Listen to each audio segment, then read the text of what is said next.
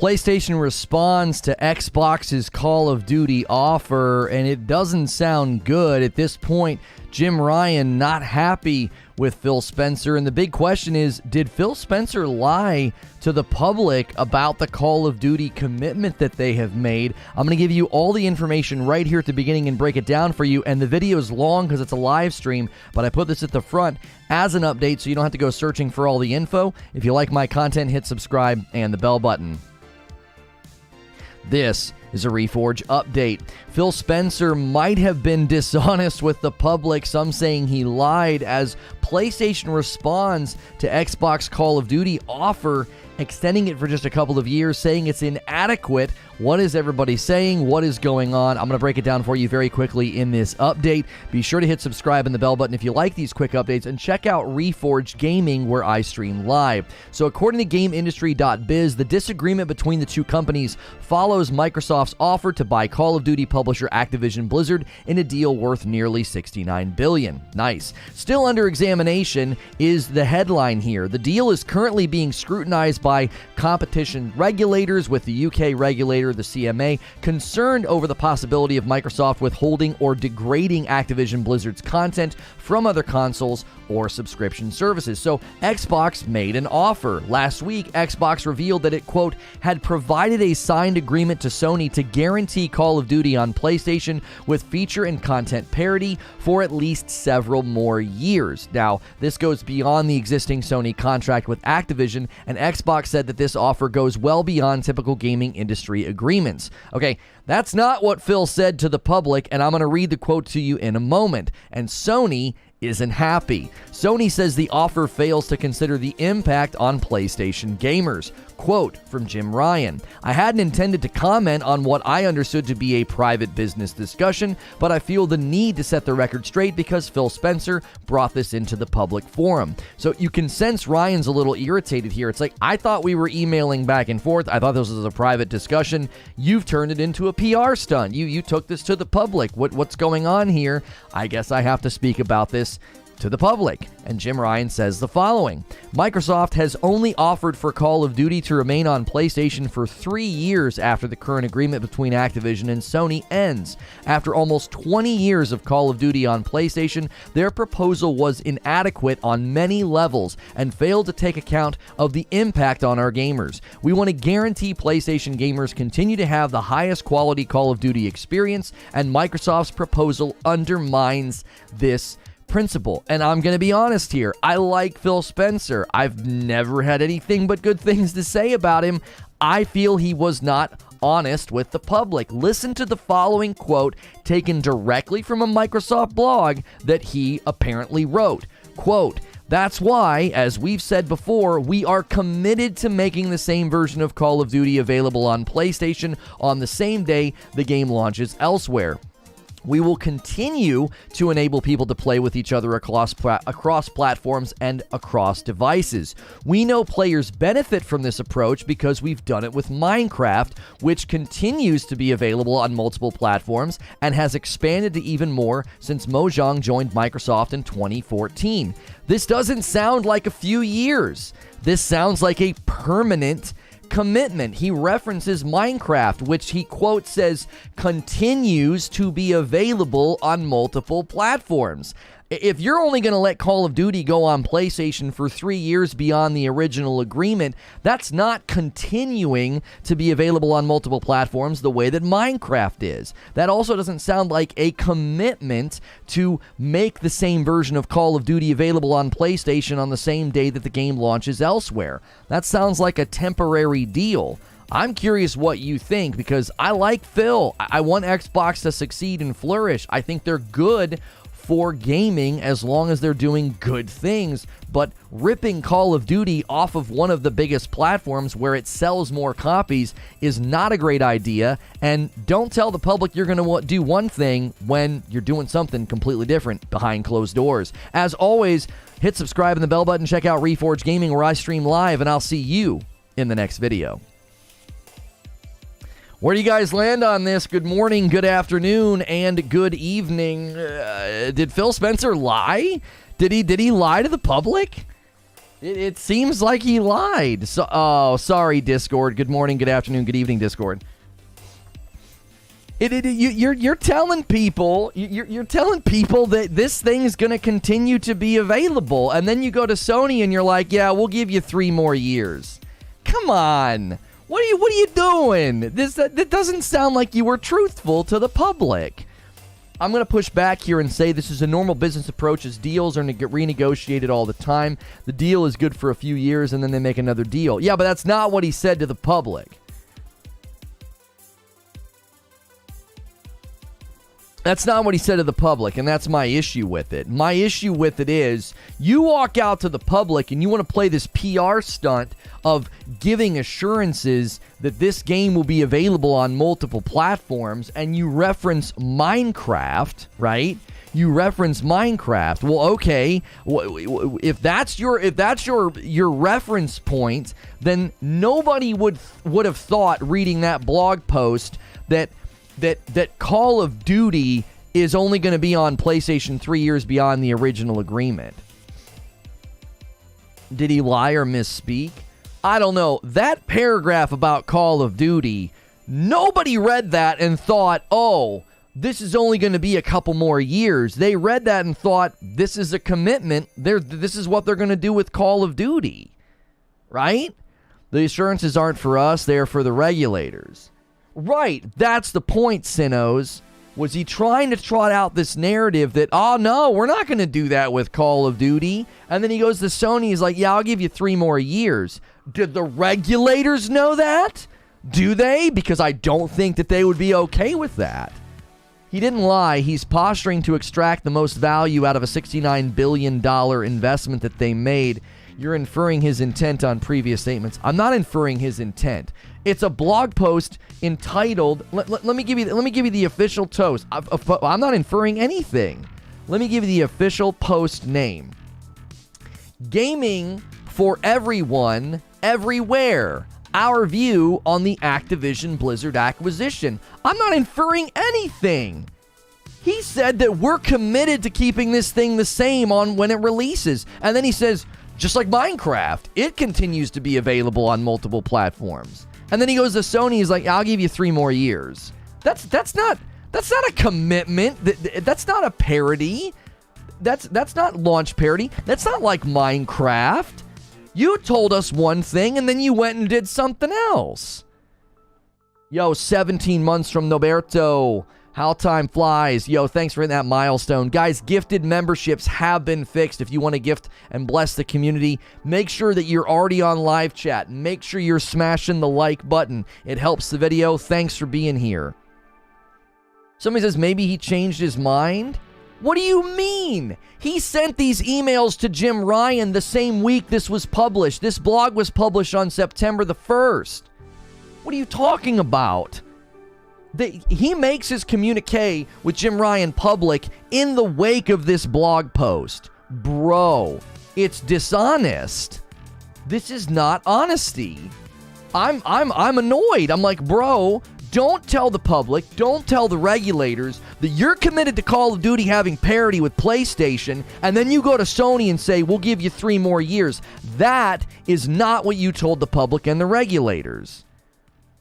If Sony's been able to buy Activision Blizzard, there'd be no doubt that Call of Duty would be a PlayStation exclusive for people wouldn't expect anything else. Microsoft's being labeled the bad guy. Cool Spoon, you are misreading the situation. If Sony would have tried to buy Blizzard Activision, they'd be going through the exact same regulator scrutinization right now that Microsoft's going through. And if they made commitments and said, oh, Call of Duty's not going to get pulled from other platforms, and then behind closed doors sent a letter to Microsoft and said, we'll give you 3 more years, I 100% would call that a lie. I don't care who it is. This is not about what Sony would have or could have or done or what. It's not a whataboutism situation. The regulators are saying you better keep Call of Duty everywhere, and Microsoft's like, we're going. We're going to. Yeah, come on. We're committed to Call of Duty being on PlayStation and having parity. It's going to be like Minecraft. And then they get behind closed doors and they're like, we'll give you 3 more years.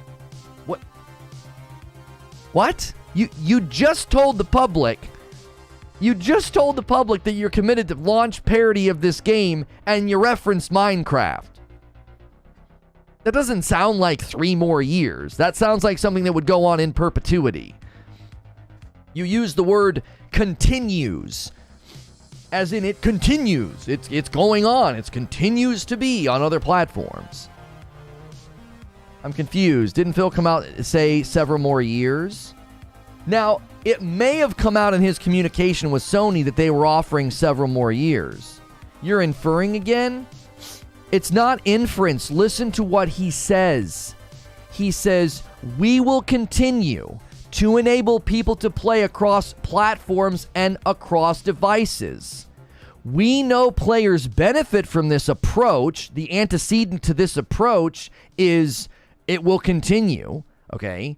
Because we've done it with Minecraft, which continues to be available on multiple platforms. I'm not inferring anything. That's basic deductive reasoning. Like, we're going to continue to enable the people to play this across other platforms, right? We've used this approach with Minecraft. What do you mean?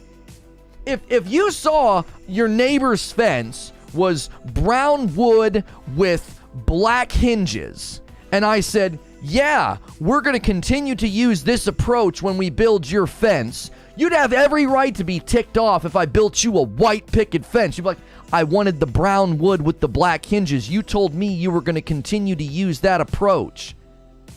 You can't come out and tell people you're going to continue to use the same approach you use with Minecraft and then be like, well, I mean, kind of. You're inferring what I meant by continues. What we really meant was we were going to give them 3 more years. Come on. They got caught. There is no way regulators are going to be okay with this. Have you read what the CMA has said in the UK? Yo, what's good, Feed? I see you in the chat. Have you read what the CMA said? You think they're going to be okay with 3 more years? The CMA literally said you can't take Call of Duty from that platform. You can't do it. And Microsoft comes out with this blog, but I'm inferring that that's not that's something that they didn't intend. Right. Simultaneously, on September the 1st of 2022, the CMA goes on record that they don't want Call of Duty to leave other platforms because that would be market restrictive. On the same day that the CMA publishes that 35-point list, Phil Spencer comes out and says, we're going to continue to make PlayStation available on other platforms, just like Minecraft. And then they send a letter to Sony saying, we'll give you 3 more years. You are inserting words into what they wrote. Reread to understand. I've reread it multiple times with you. I'm not inserting any words. I'm direct quoting. You think I'm inserting words? Really?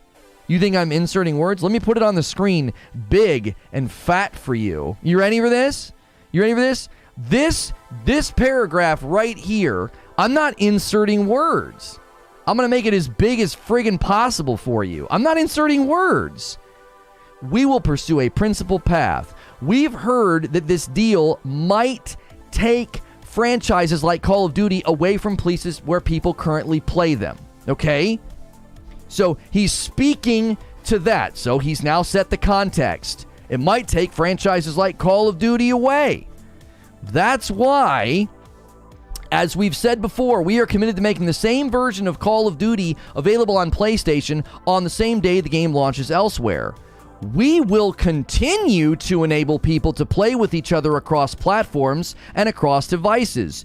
We know players benefit from this approach because we've done it with Minecraft, which continues to be available on multiple platforms and has expanded ever since Mojang joined in Microsoft in 2014. As we extend our gaming storefront across new devices and platforms, we will make sure that we do so in a manner that protects the ability of developers to choose how to distribute their games. You're just stirring the pot? What do you mean? This paragraph is his assurances about Call of Duty. He's literally saying, we've heard that people think we might take the franchise away from other places. And he says, no, we will continue to enable people to play it on other devices. I'm not inserting words. I'm reading it word for word. He referenced Minecraft. It continues to be available. You're not even looking at the context. This is a direct response to what the CMA said.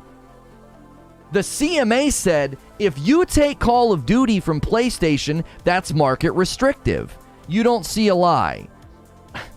You guys are hilarious. So he comes out and says, in response to the CMA regulator questioning whether or not PlayStation will leave Sony, and he comes out and says, no, we're committed to it staying over there. And then he tells Sony, we'll give you 3 more years. Those aren't the same things. Those aren't the same things. It's a lie. Content parody. At what point should Microsoft be able to make Game Pass skins for Call of Duty? Yeah, I don't know. I don't know. That's not even what we're discussing right now. Can companies not change their thoughts? Anyone here in a company? Oh, change their thoughts. Sure, Awaken Void. That's what you're going to spin this as? They change their thoughts?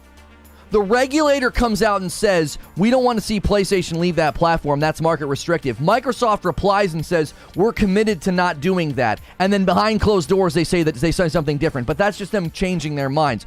Is Phil going to edit this blog post? Is Phil going to make public statements and say, well, I mean, that's not really what we're going to do? We normally agree, but this is there is not much to see here from a business perspective. This is normal in any contractual deal. Lying to the public and regulators is normal for a contractual deal? You think that's normal business?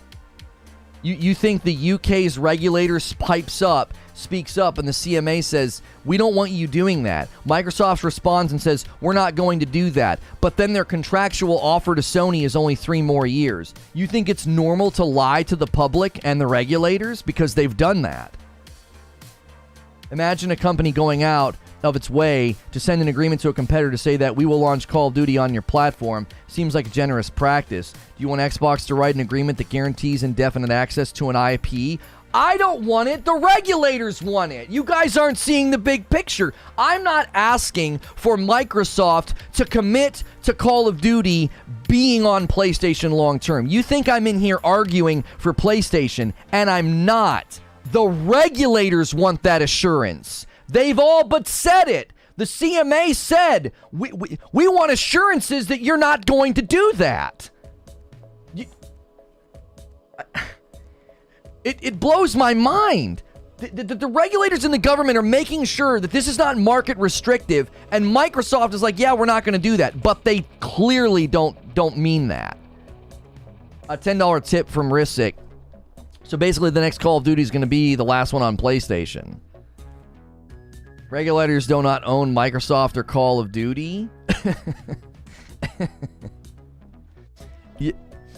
Regulators cannot enforce indefinite access.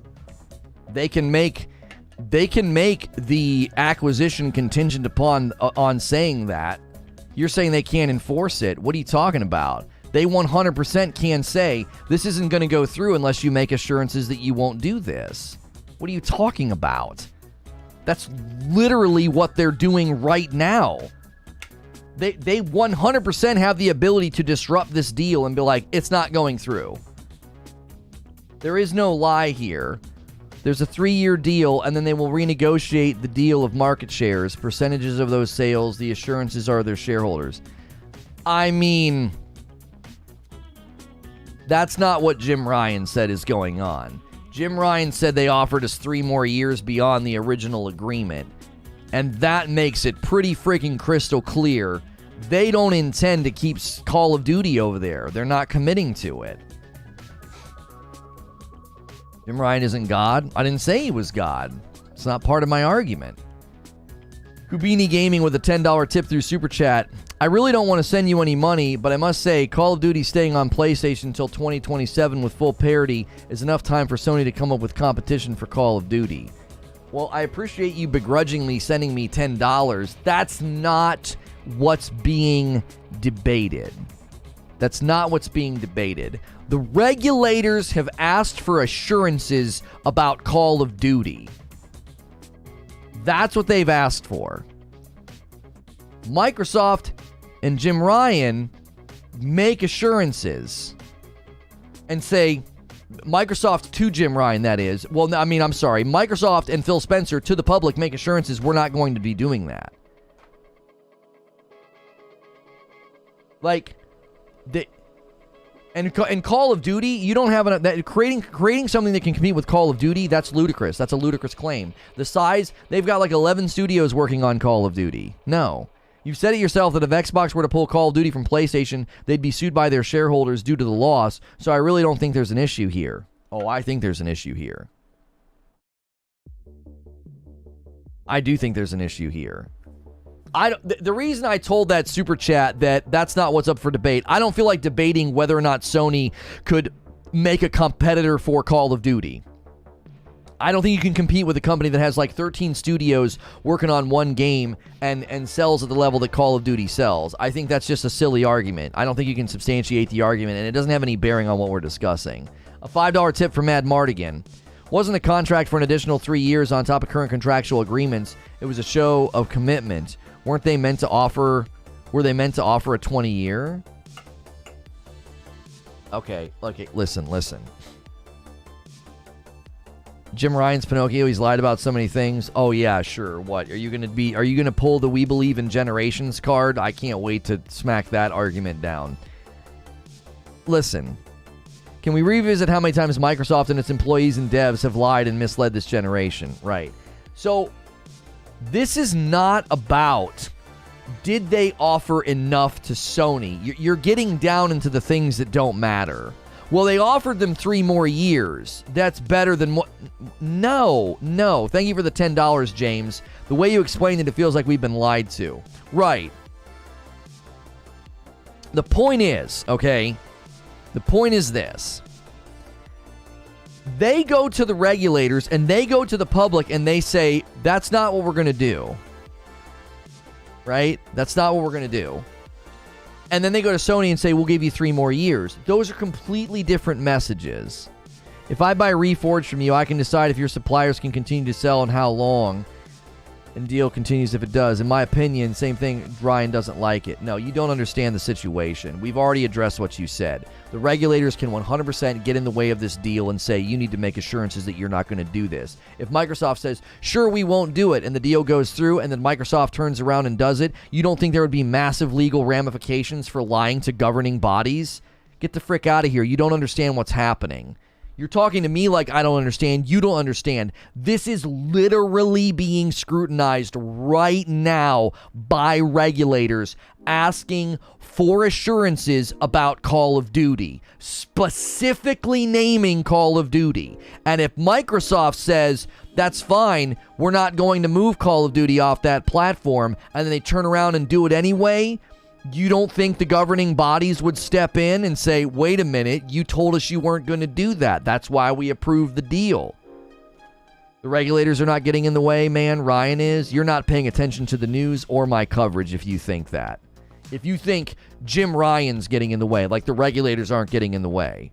Let me educate you very quickly. I'm going to give you a 60-second flyover because you seem to be woefully behind on what's going on. Month or so ago, regulators sent out questionnaires to all businesses about this acquisition. That's par for the course. They always do this. Sony expresses a concern over Call of Duty because the game is so large and so endemic to their platform that they would lose tons of money if suddenly Call of Duty went exclusive. Those concerns hit the public airwaves, so Microsoft spoke to that specifically in saying it wouldn't be profitable for us to do that. And then fast forward to September. The regulators in the UK, the CMA, start to say, listen, we need assurances that you're not going to do this. Now, prior to this, there were some leaked documents, I believe, from Brazil, where it stated that Microsoft was pushing back and saying that Sony had restricted the growth of Game Pass by paying for games to not be able to go on Game Pass, which was a complete misrepresentation about what happened because the game that was cited was Resident Evil Village, and Resident Evil Village was in a marketing contractual obligation with Sony, and Sony actually had every right to say, if we're going to market market your game, we want right of refusal. If you put it on Game Pass, it needs to hit PlayStation Plus first. So it was a complete misrepresentation of the actual contract about what happened. They weren't saying you can't put it on Game Pass. They were saying we would like it to come to ours first if you want to put it on subscription service, because we're the ones marketing your game and we want performance parity. If we're going to market your game, we don't want it to run better somewhere else. So all that gets leaked, and then fast forward to September, Microsoft comes out and says, in response to the CMA and the regulators in the UK saying, we have specific concerns about Call of Duty, and Phil Spencer says, we are committed to continuing that game being on multiple platforms, and he references Minecraft. It's going to be like Minecraft. Minecraft continues to be everywhere. And then he sends an offer to Sony to go, it's going to be 3 more years. And Phil Spencer, puts that out to the public instead of keeping it in the private while they negotiate. He puts public pressure on the situation and uses it for PR. Instead of just leaving it to a private negotiation, he makes it known to the public. So Jim Ryan's like, well, I thought this was going to be a private communication thing. You want to take it out to the public? Okay, fine, we'll take it out to the public. 3 more years is a joke. 3 more years is a joke. You've been on our platform for 20 years. Call of Duty sells what 40 between 40 and 50% of its actual total sales on Sony, and you're going to rip it off our platform in 3 years? That's what's been going on. So the deal is under scrutiny. This is all PR. Jim Ryan called his bluff. Phil would not be a good poker player. Jimbo Slice broke NDA. No.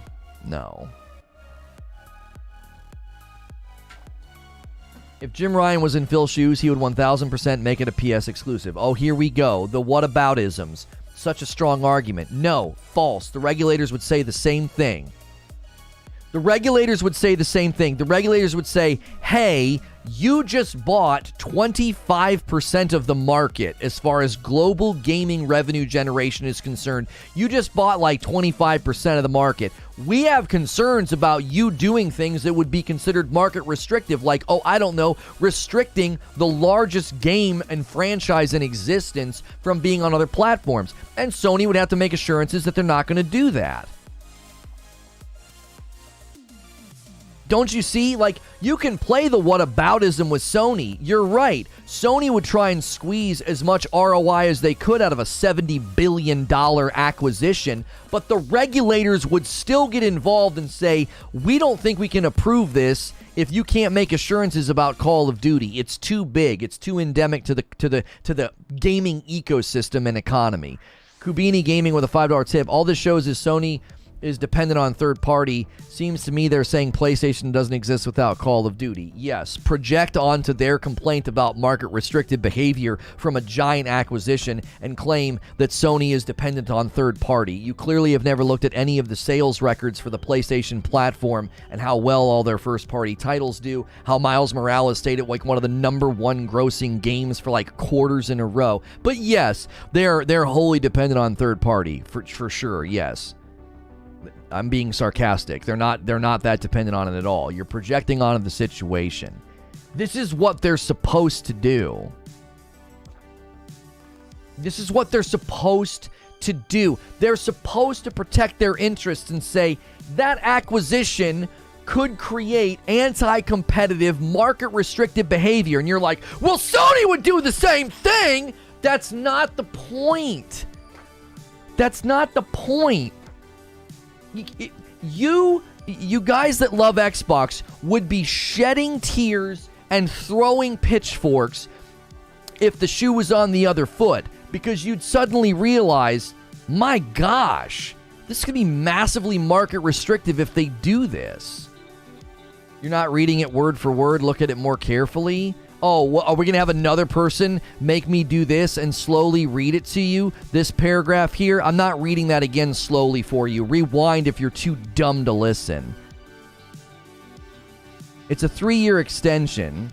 I just did research so I can speak factually, and it would go through 27 to 28.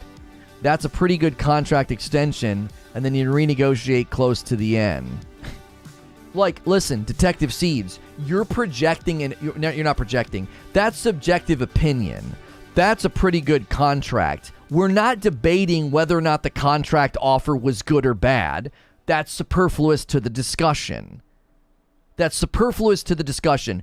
We are discussing whether or not Phil Spencer made assurances to regulators and the public that were not in line with that contract offer. It's not about whether or not the deal is good. Phil Spencer makes assurances to the public and the regulators that they're not going to do it, and then he turns around and says, we'll give you 3 more years. You don't think it's like a raptor testing the fence in Jurassic Park. He's testing. He's like, let's see if we can get this one across the bow. Let's see. Yeah. And then in 2027, 2028, we can start being market restrictive with Call of Duty. Regulators are off our back. We've owned the property for 5 years now. Come on. That's what we're talking about. We're talking about telling the public and the regulators one thing and then doing something completely different. Assurances are not legally bound. Right. So this blog post doesn't legally bind them. That doesn't mean it's not dishonest. Mad Mardigan with a $5 tip through Super Chat. I don't believe Microsoft wants to pull Call of Duty from PlayStation, but they want to have full control of the studio they bought and have it on PlayStation, not under contract. You're prescribing permanence to the blog post based on a Minecraft reference is what is starting the debate. 3 to 5 years negotiation point. Nope, I am not. No. I'm reading this in context. Here's the context right here. You guys need to some of you guys need to study grammatical, like, sentence breakdown, so maybe you know what an antecedent is. And the next thing you need to look up is, like, how to break down paragraphs according to context. This is the context. We've heard that this deal might take franchises like Call of Duty away from the places where people currently play them. That's the context. Okay? So under that context, he uses words like continues to be available. We will continue to enable people to play with each other. So if I come to you and say, listen, I'm going to buy this business and I know people are concerned, I'm going to shut down the food trucks downtown. We will continue to leave those food trucks open. Yeah, we're only going to do it for like 3 more years. You would be like, hey, wait a minute. Whoa. That's not what you said. You were speaking to concerns about shutting the food trucks down, and you said you would continue to keep them open. How is that a lie? 3 years is continuing. Man, you guys would make ruthless CEOs. You would make absolutely ruthless CEOs. And probably good lawyers. Jiminy freaking Christmas.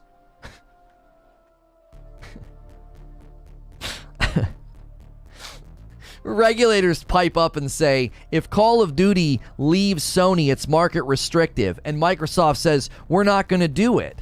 We're going to continue to make those games available. And you're like, well, not for forever. Don't you understand the context here? You have to understand the context. They're literally saying, hey, regulators, don't worry. Yeah, we know that would be market restrictive. We're not going to do it. ... Yet.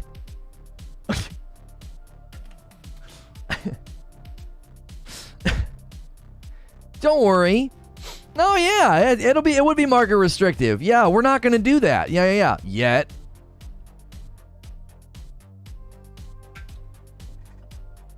Why aren't God of War and Spider-Man market restrictive? Do you really need me to explain to you how first-party titles that have been paid for, the developers have been purchased, and they've been developed specifically for one platform? You need me to explain to you the difference between that and a 20-year-old franchise that's endemic to platforms, as well as the Call of Duty ecosystem within the gaming ecosystem, how interwoven it is, the size of it, the money that it generates? I need to explain to you the difference between Spider-Man, God of War, and Call of Duty, Greg? Come on.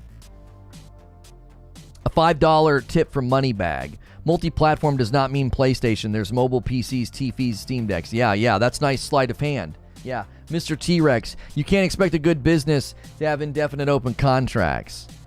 That's not what I'm saying. You guys are so missing this. Oh, he's talking about other platforms. He's talking about PCs and TVs. No, he's not.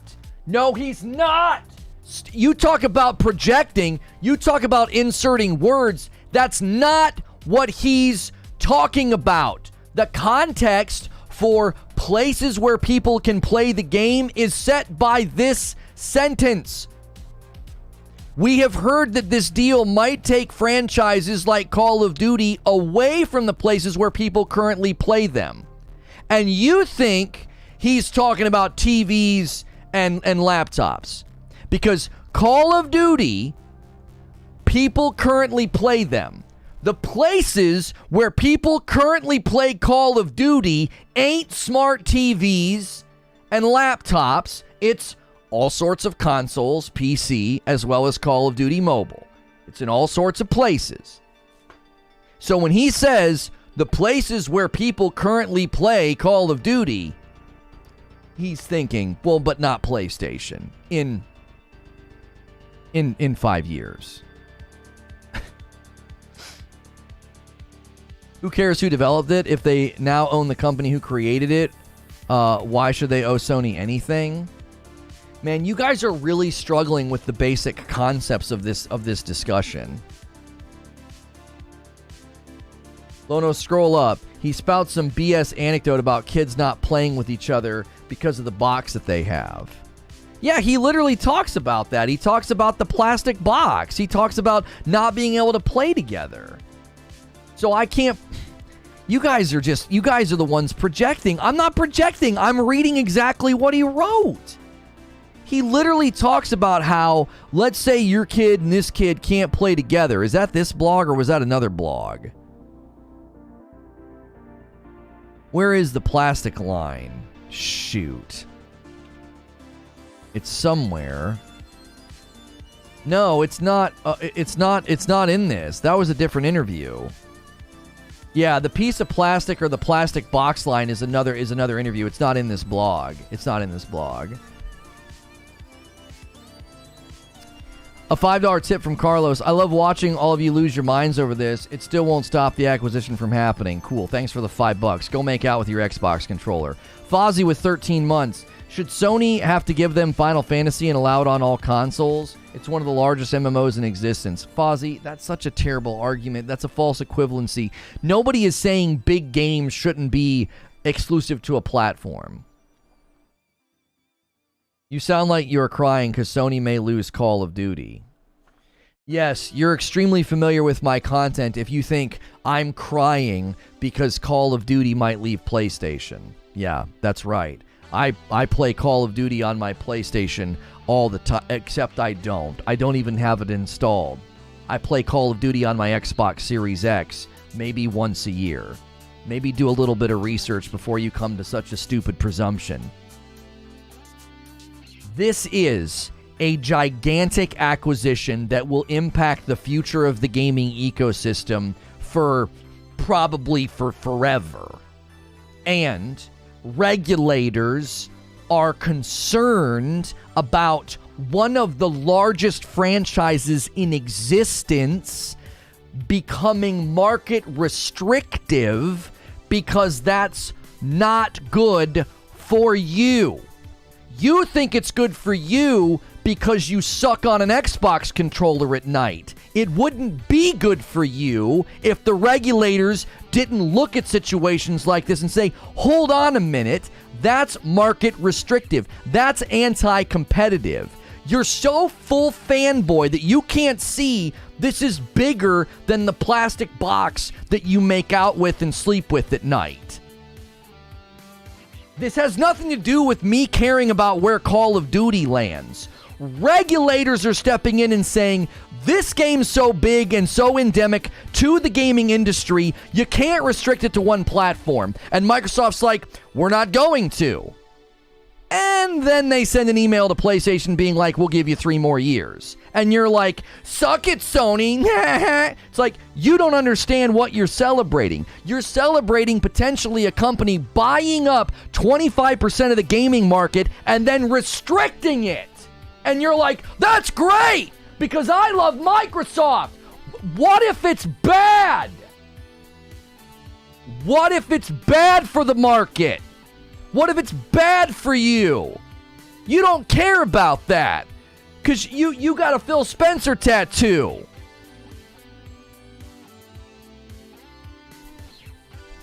This isn't me being salty about Call of Duty leaving PlayStation. I've actually never played Call of Duty on PlayStation. I have all the consoles.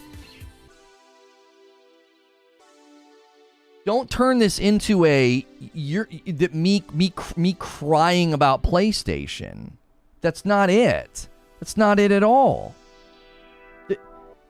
On the same day that the CMA says we have concerns about this, Microsoft goes to the public and says we're committed to making this game available. We're going to continue to make it available on the platforms where people enjoy to play it. You're reading into it. No, I'm not. He literally said people are concerned about this leaving where they like to play it. We're not going to do that. And you're like, but that doesn't mean for forever. What do you mean? He's literally speaking. The context of what he's speaking to is people don't want this game to leave their platform. That's the context. I have so many super chats to thank. Dadgummit, hang on a minute. I'm yelling and having a great time with you guys. I actually enjoyed this, by the way. This is fun. Nerif with a 2-spot. People are shilling so hard for Xbox right now. William hit an 11-month milestone. How you doing, Lono? Thank you, William, for almost an entire year of membership. 17 months from Baker. That's a great milestone. Love the debate. Love the spice. Thank you, Baker. And going. $20 tip from Kubini Gaming. The only restriction Call of Duty would have is being on PlayStation. Xbox is an ecosystem with multiple places to play their games. I don't see how he lied. Jiminy frickin' Christmas.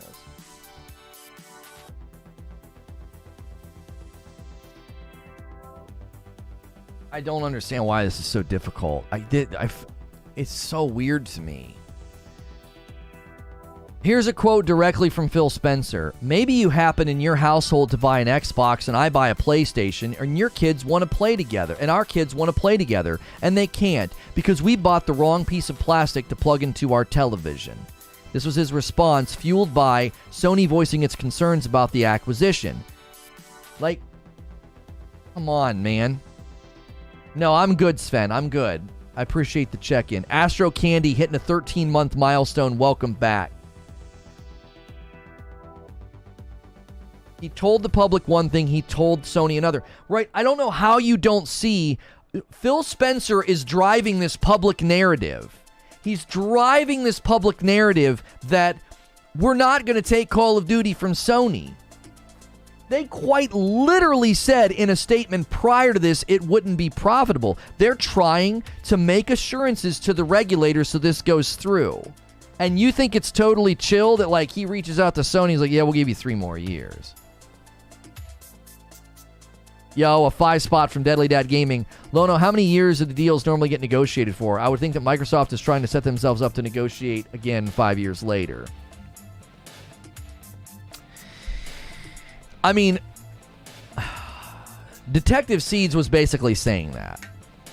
Detective Seeds was basically saying they just want to have the ability to renegotiate. They're not going to take, right? Like, they're not going to take Call of Duty from PlayStation. They just want to renegotiate in 2027, 2028 and say, hey, we want better percentages. Now, Microsoft has every right to do that, by the way. That's totally fine. Like, they have every right to say, we want to renegotiate this deal, and they want to give a less of a percentage to Sony because they want to make a quicker ROI on their investment. I mean, they're spending, $70 billion, right? You know, $70 billion, you got to make that back. I'm not in disagreement with that. Right? I'm not in disagreement with that. Crimea River, some of us grew up in a generation with SNES and Genesis. In the Genesis. Newsflash, we didn't always have the same game. Also, no online gaming. This really isn't the biggest of deals. Way to completely misunderstand the situation. I'm 40 years old, by the way. I cut my teeth on Pong, Coleco, and the original Nintendo. Don't... If you're going to try and one-up me on video gamemanship, I was there when games were born, okay? Like, that has nothing to do with the discussion. We can get out rulers and measure how long we've been gamers. That has no bearing on the discussion. We're not talking about exclusives. I argue regularly that exclusives can be actually very good for the industry, because when you make one title exclusive to a platform or an ecosystem, it tends to be very, very good. Look at all the games that have been developed for PlayStation exclusively, and then also it's a great way to warrant people maybe going over to Microsoft. Say, hey, we got Starfield, we got this, we got that. I'm not against exclusivity. That's not what this is about. This has nothing to do with that. I've learned today that a portion of the Xbox fans are completely fine with being lied to. Right? I just don't understand. No, there's no event today, Mick D09. I think there's going to be an announcement today about the event. I think the event's either going to land next week on Wednesday or like the 22nd or the 29th. They might try and land before the Tokyo Game Show. I think all of the smoke around September the 8th that the leakers were talking about, I don't think it was because of the events today. I think the announcements today. I think the leakers got it wrong. That's literally what you're arguing? Yes, tell me what I'm arguing. As I say, that's not what I'm arguing. Thank you so much. As I've ranted for 45 minutes about how this is about telling the public one thing and doing something another. This is about assuring regulators you're not going to do things that are market restricted, but then you go behind the closed doors and offer a contract to Sony that's going to lead to market restriction. Yeah, you're right. That's not been my argument. Kale with 4 months. Good morning, Lono. Remember to stay hydrated with all these fools. Thank you, Kale, for hitting 4 months. Nobody wants to gift members because we've got so many people in chat that they don't want to give a membership to. All these gray names, and they're worried. Xbox is buying everything. I feel bad for Sony fans. Call of Duty exclusive would be the nail in the coffin for PlayStation.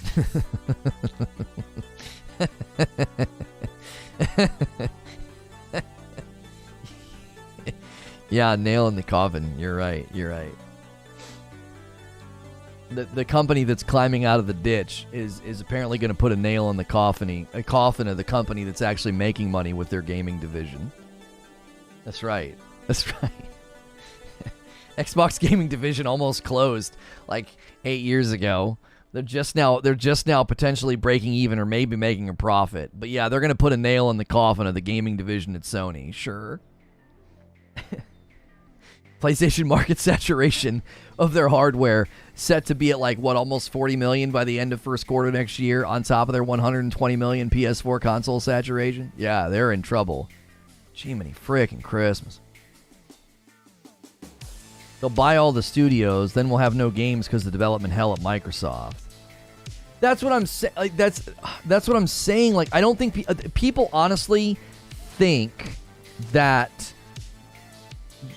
Like, it cracks me up that people would make the Final Fantasy argument in response to this. The active player base numbers for Call of Duty don't even compare. It's the deceit here that ticks everyone off. Like, okay, let's all slow down, because this is what I think happens. Because some of you are in here, and you might end up being great members of our community, rather than feeling like, I don't want to run people off just because you're being a little tribalistic this morning, and I'd like to win you over to my side. Craig Tone with a $5 tip. This PC will rise again. Thanks for the content. Thank you, Craig. All right. Let's pump the brakes a little bit. All right, we're not even an hour into the show, and I don't want people leaving because they think like I'm in here. Yeah, I'm a Sony fanboy crying. Got it. Yeah, I'm going to try and help people like you.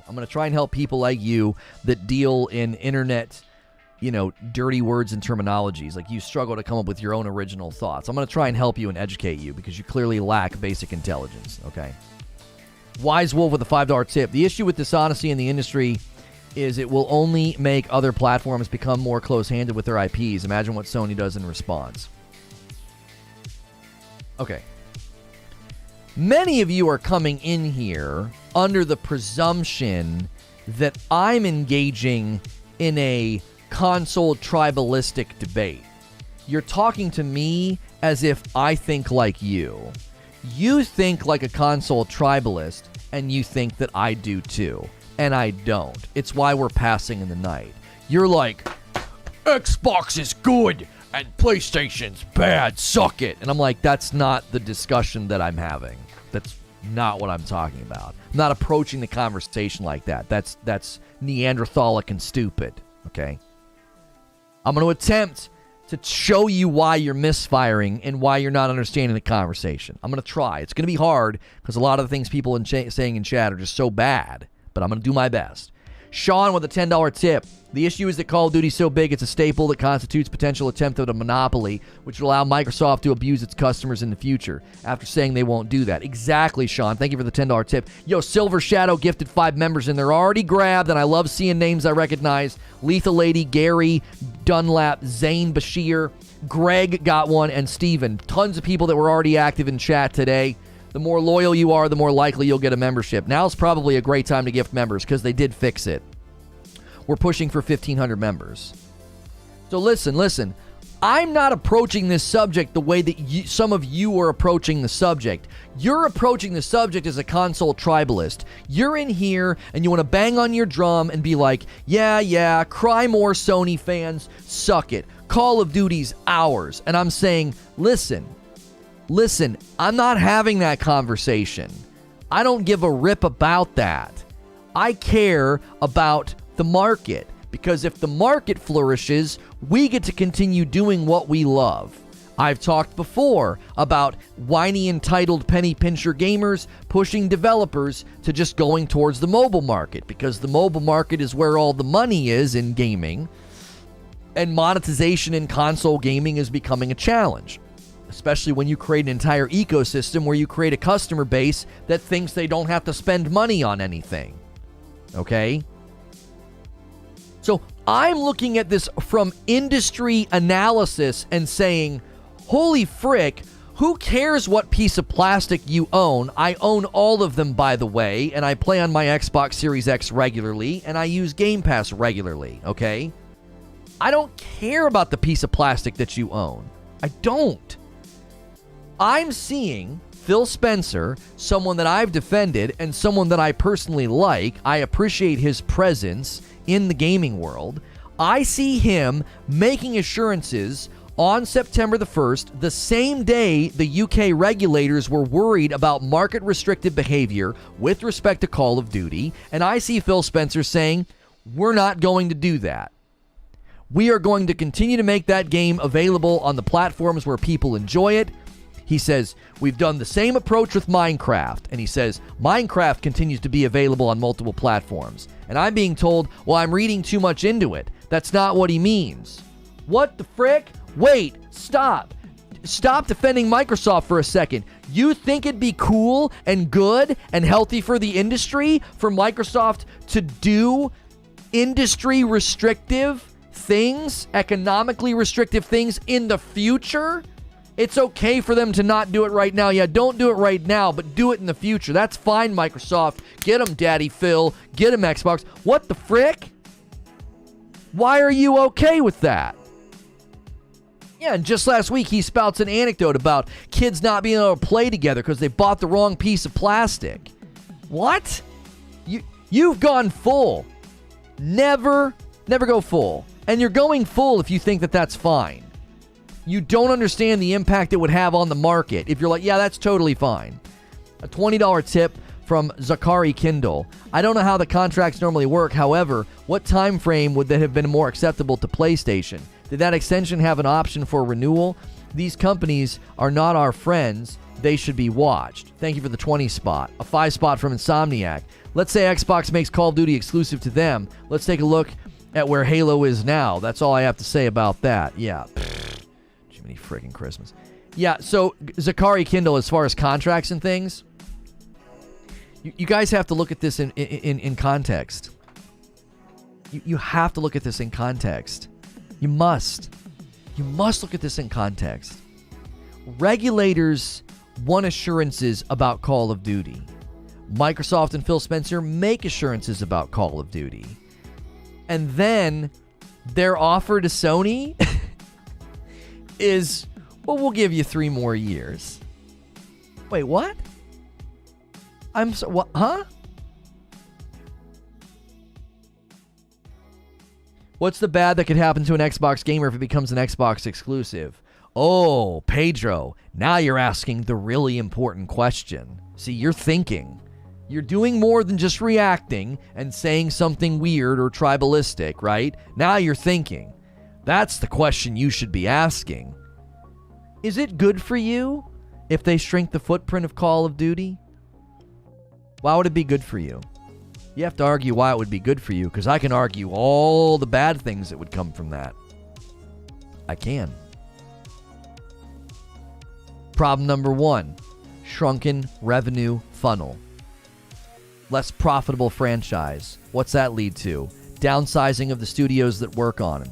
What's that lead to? Degraded quality for the user. What's that lead to? Not as good of a game. Let's just say you have a shrunken player pool. Now your matchmaking takes longer. Now you have less people playing in your region. You're cutting off, 40 to 50% of the people who buy Call of Duty regularly. Sony makes up the largest portion of the purchasers of Call of Duty. So what would be bad for you if suddenly one of the largest franchises in the world was only on the Xbox ecosystem, the Microsoft ecosystem? What would be bad? I'll tell you what would be bad. You would make it less profitable. And when it's less profitable, that's not good for you. Let's look at Halo Infinite. All right, buddy, you sold me. I'm on board with you. F Restrictive Gaming. See? Do you see, Pedro? Like, I'm not sitting here defending PlayStation. I'm saying, well, no. You can't do that to that franchise. Holy frick. It would be so bad. What? You can't yank that off of one of the largest platforms out there. You can't do it. It would be bad. It would be bad for Xbox people. It'd be bad for anybody. Listen, I play Call of Duty on my Xbox. I don't want to boot up that game in 10 years and be like, well, it's a shell of what it used to be. Like, they went all market restrictive. Now it's over monetized because they give the game away for free on Game Pass. Devalued piece of product, less studios working on it, patches take way longer. Sean with a 5-spot. That's bad for Xbox users. Xbox starts charging more for their games than PS could charge. What are you going to do? Not play Call of Duty? Omar with a $2 tip. What if Google limited YouTube Gmail search to Android? Right? James with a 5-month milestone. Cutting Sony from Call of Duty would tank their profits. Investors would drag them through the streets. One of the reasons I've continued to say that there's no way Microsoft ever does this is because even they publicly said it wouldn't be profitable. Even they publicly said it wouldn't be profitable. Their shareholders would sue. Now, who knows if in 2027 they've got some other plan to have the ecosystem in more places, and they would say, well, this is how we're going to make it up. We've got Game Pass on TVs now or something. I don't know. As it stands right now, ripping Call of Duty from PlayStation would get Microsoft sued by its shareholders. You're supposed to be having ROI on a $70 billion acquisition, and you just yanked one of the most profitable pieces of the acquisition off the platform where it makes the most money. Look at all the revenue reports for Call of Duty. It makes way more money on PlayStation than anywhere else. Kubini Gaming with a $5 tip. I'm pretty sure Phil said Call of Duty would be reduced down to 1 or 2 studios to a semi-annual basis game to free up all the other studios. Where did he say this? That would be a major headline. We would have covered that. Where did he say this? Do you have an interview? Who has that interview? What? No, there's no way he said that. No. They're going to reduce it down to 2 studios? There's no way he said that. That was said? Where? Where did he say that? He did say... Somebody's got to find me that quote. Somebody's got to find me that quote. Because that's nuts. He said it will still come out year after year. No, Phil Spencer didn't say that. Blizzard Activision said that Call of Duty would no longer be releasing annually. They didn't say anything about shrinking down to 2 studios. You guys are... No. Hang on. Holy moly. Stop. They officially stated that doing the annual thing would stop. They're not going to be doing that anymore. Activision came out and publicly stated that the annual release of like Modern Warfare 2 and all that, they're going to start to alternate and go every other year. That was not Phil Spencer. And that also didn't coincide with them saying they would be shrinking it down to 2 studios. What in the huh? But they said only 3 years, so apparently they can and will. No, Mo. No. It's quite possible, and Detective Seeds was really banging on this drum this morning. Mo, they just want to be able to renegotiate the contract after those 3 years. They're not... The contract doesn't indicate their plans to rip Call of Duty from PlayStation. It's because they want to renegotiate. But it's not the message that's being sent. The message that's being sent is PlayStation will always have Call of Duty. And then he goes to PlayStation and says, we'll give you 3 extra years. Like, that's the headline. Like, wait, what? Is Mo in chat? Did he throw his hat in the ring? Yeah, he's here, Insomniac Black, with a $5 tip. Yeah. He's basically saying that because the contract was offered for an extension of 3 years, that Microsoft can and will rip Call of Duty from PlayStation because they just made an offer to just do just that. Have we made any, a special thank you from Dante Bow? I don't even know who this person is. I don't listen to this guy. Have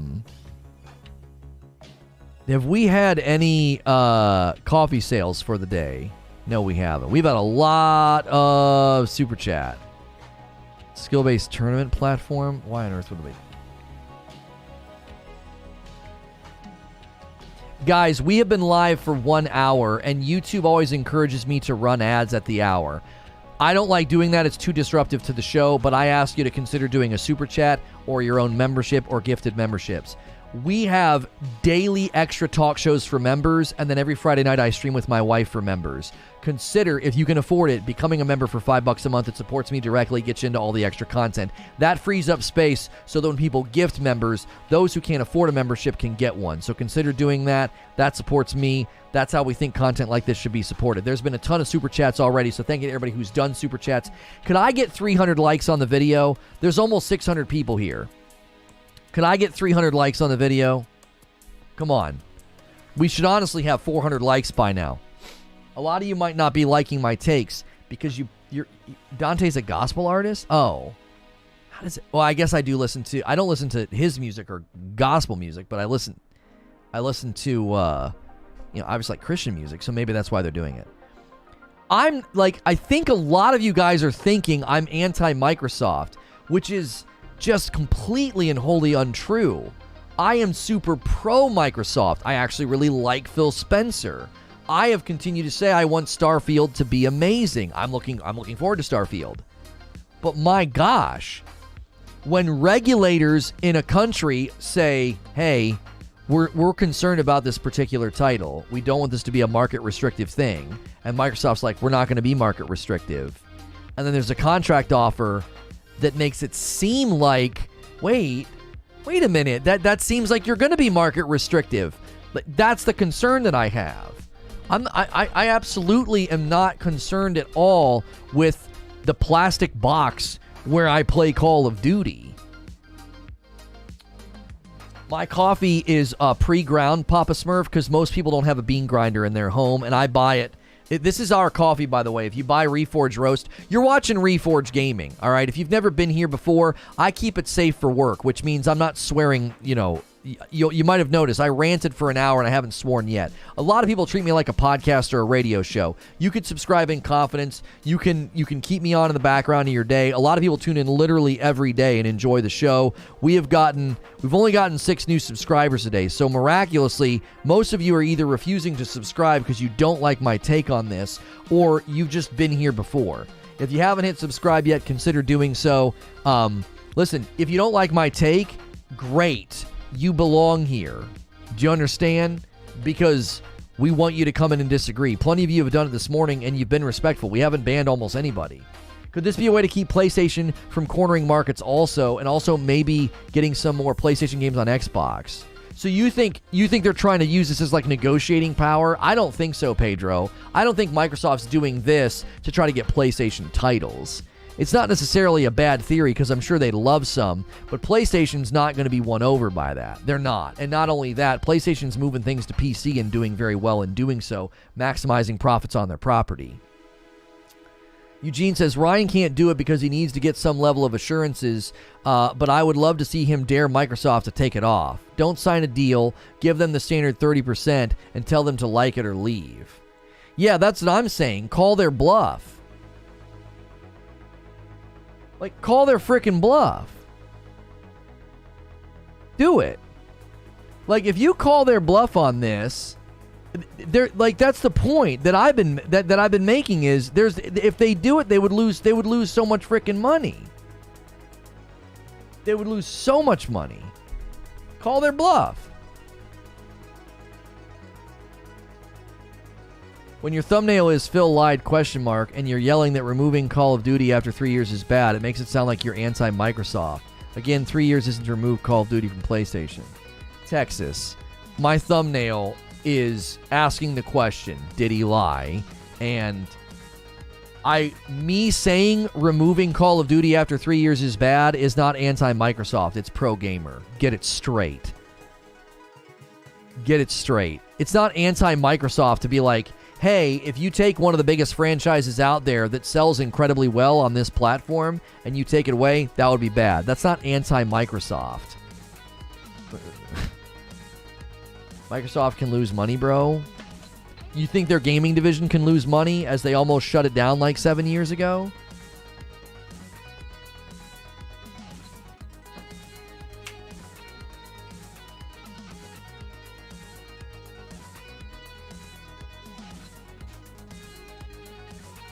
I mean, he tweeted this on January the 20th. I had good calls this week with leaders at Sony. I confirmed our intent to honor all existing agreements upon acquisition of Activision Blizzard and our desire to keep Call of Duty on PlayStation. Am I projecting? Sony's an important part of our industry and we value our relationship. He confirmed our intent to honor all the agreements and our desire to keep Call of Duty on PlayStation. Am I reading too much into that statement? Is that statement one where he means it's impermanent? Does that sound like an impermanent statement? They're committed? No. Their desire is to keep Call of Duty on PlayStation? Is that an impermanent thing? Am I reading too much into that tweet? I want all the people that told me I was projecting on the blog and I was inserting words. That's not a permanent commitment. Desires are fleeting. Jiminy Christmas. Look at this take, says Quiet Shy. Sacrificing it on PlayStation will boost Game Pass numbers, which will negate the loss in profit having it on PlayStation if Game Pass grows substantially. Oh, golly, no. That's just not even remotely accurate. TJ Rage with the $2 tip. Crying Jim Ryan, let console wars commence. Yeah. He's crying, you're right. Kubini Gaming with a $5 tip. Is $10 a month not pro gamer to be able to play Call of Duty on all devices except PlayStation? Oh my gosh. So, I'm going to read this again really slowly because it's comical. It's unintentionally comical. Is $10 a month not pro gamer to be able to play Call of Duty on all devices except PlayStation?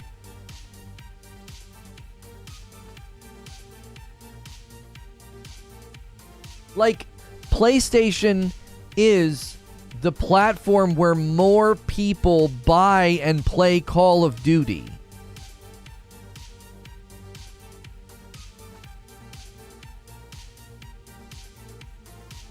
Like, so you're okay with market restrictive behavior as long as you're getting a good deal. That's fine. It's fine to do market restrictive things as long as I'm getting a good deal. That makes it pro gamer. $10 from Carlos. No way in heck Microsoft is taking Call of Duty off PlayStation and not milking them from every penny. Microsoft wants to be able to renegotiate every 3 to 5 years. Jim is trying to apply public pressure for a long-term deal. That's possible. That's very possible. That's very, very possible.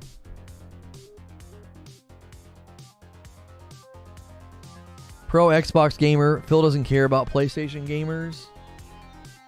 Yeah, like, you can't do all this posturing about pieces of plastic and restricting where people can play and saying, like, our desire is to keep Call of Duty on PlayStation. And then be like, yeah, but we'll give you 3 more years. Then we'll renegotiate. We'll revisit this. Okay. We need assurances that at that point of renegotiation, you're not ripping this content off our platform. All these assurances are great. Contract seems to indicate otherwise.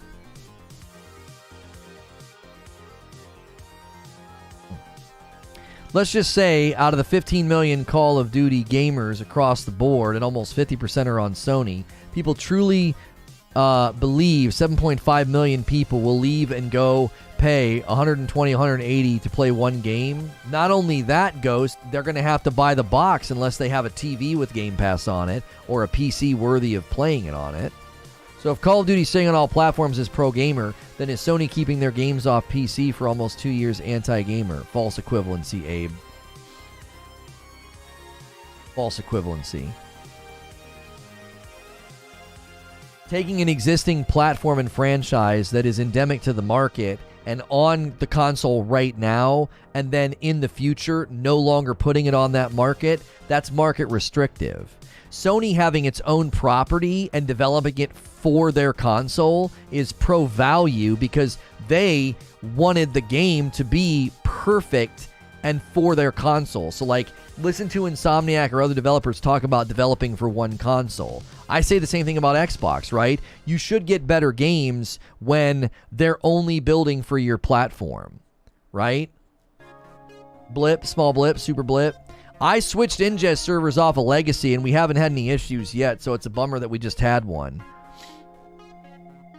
Like, Sony deciding to not put their games on PC is not anti-gamer. That's not anti-gamer at all. It's their property. They invest in it. They want it on their console. It's a console mover. That's not anti-gamer.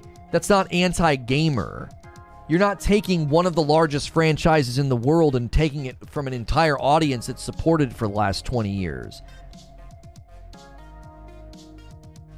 Is Sony the gaming market? No, they're a part of the gaming market. And if you suddenly take something off their platform after telling people you're not going to because you don't want to do something that's market restrictive, that's dishonest. Phil's wording was very intentional. He said PlayStation can have Call of Duty for now. He never said they could have it for now. And I'm all for it. You're all for market restricted behavior, anti-competitive behavior. You're in support of that. You know that's bad for the consumer, right? There's a reason that people complain about cable company monopolies in cities and internet access and how there's lots of anti-competitive natures within the internet access that we can pay for and buy for. You know that, like, infrastructure is lagging behind in America because we've allowed anti-competitive behavior to take root in the internet services that are provided to us, and that's bad for the consumer. We overpay and get grossly under-delivered internet service in the infrastructure in the United States of America, but that's okay. That's okay. Well, because do you really like Spectrum? Do you really like Charter? Do you really like AT&T? Who's your favorite internet provider that benefits from the anti-competitive behavior of ISPs in America? Are you cool with that?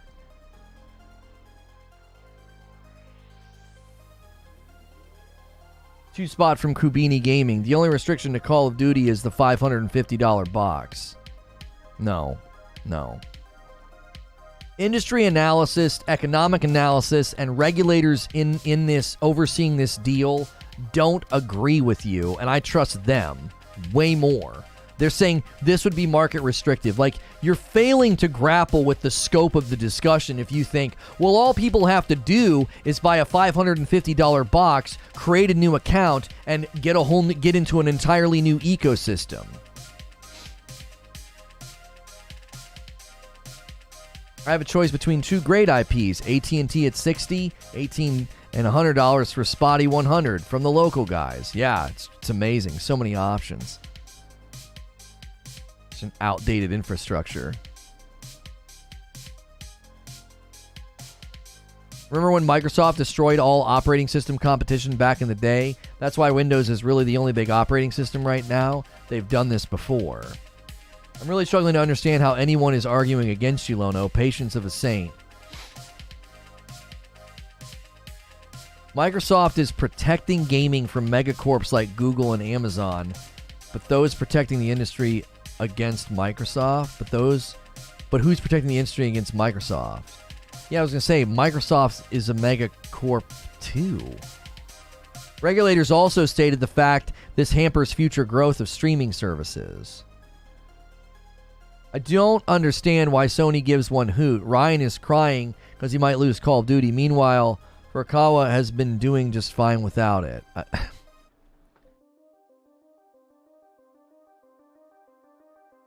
He is doing exactly what he's supposed to do. He's actively protecting the interests and the profits of Sony. That's what he's supposed to do. Do you think he'd be good at his job? Like, think like a businessman. Think like a businesswoman for a second. I know it's hard when you're constantly screaming for your console. Would he be good at his job if he said, that's fine? No, yeah, that's fine. Let him have Call of Duty. No, yeah, I mean, between 40 and 50% of their annual sales and revenue generation comes from us. We're the larger percentage of their consumer base, but no, that's totally fine. Take that profit from us. Would that be him being good at his job or bad at his job?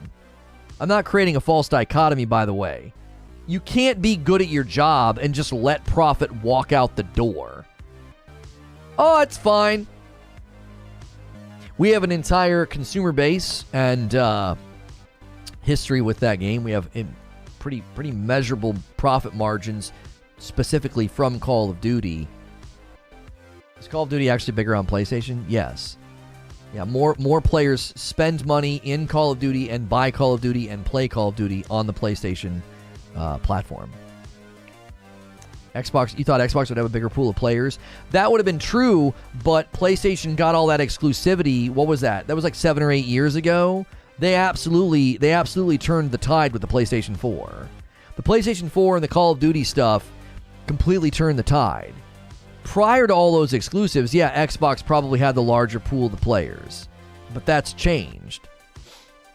Because they started giving people exclusive maps and guns, and they were the not only that, the PlayStation 4 kicked the living crap out of the Xbox One.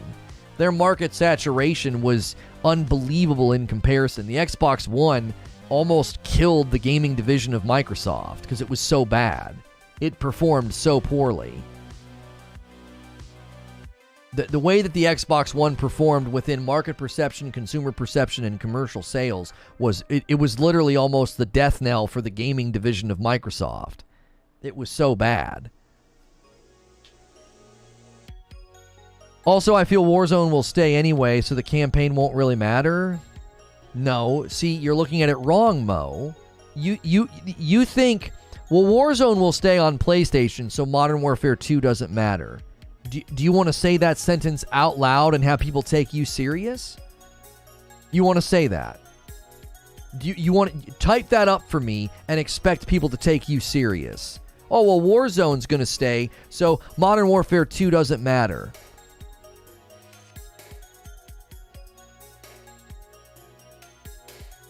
A full price Call of Duty, one of the more probably anticipated. It'll probably be a record-breaking launch for the franchise.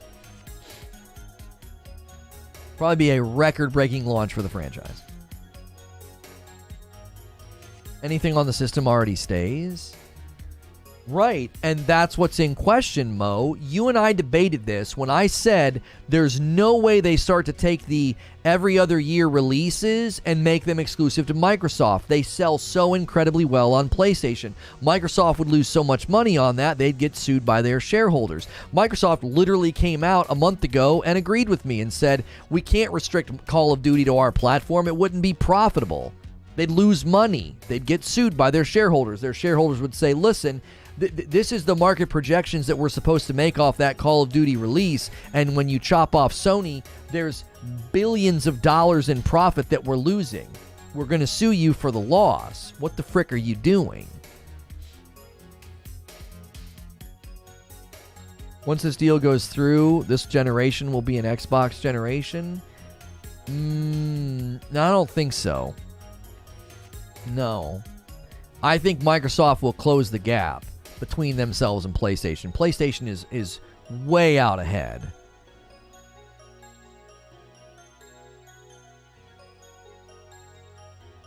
I read over 10 articles about the UK regulatory business, none of which indicate any bad behavior in the deal has taken place. I've not indicated any bad behavior has taken place. I've never once said anything this morning that indicates that the CMA has said there's bad behavior. They have said in a 35-point release, it was like 35 points of concern. They specifically stated they wanted assurances made about Call of Duty. That was their specific concern. I never said that anything bad had taken place. On September the 1st, they said that they were concerned about Call of Duty. The very same day that Phil put out a blog post saying Call of Duty will stay on PlayStation. He sent out a tweet as well saying they had a desire to keep Call of Duty on PlayStation. Funny thing, Lono keeps ignoring my Nintendo arguments. The Switch is on its way to pass up the PS4, and they sell more games on multiple titles. Who brought up Nintendo? Good job. Completely irrelevant to the discussion because Call of Duty's not endemic to the Nintendo ecosystem. Talk about a false equivalency and a bad example. Maybe I'm ignoring it because it's in ribbons already. How long did that take me? Was that 3 seconds to shred that point to nothing? Come on, make a better argument, green side. You've been here a long time. You honestly think Nintendo is proof that PlayStation doesn't need Call of Duty? You're not even entering the landscape of the discussion if you're going to invoke Nintendo as an equivalency to Sony. The revenue generation of Call of Duty on PlayStation is ridiculous. Call of Duty doesn't exist on the Nintendo ecosystem, bro. That's the argument. You guys aren't understanding the argument if you think Nintendo is something you can invoke in the discussion.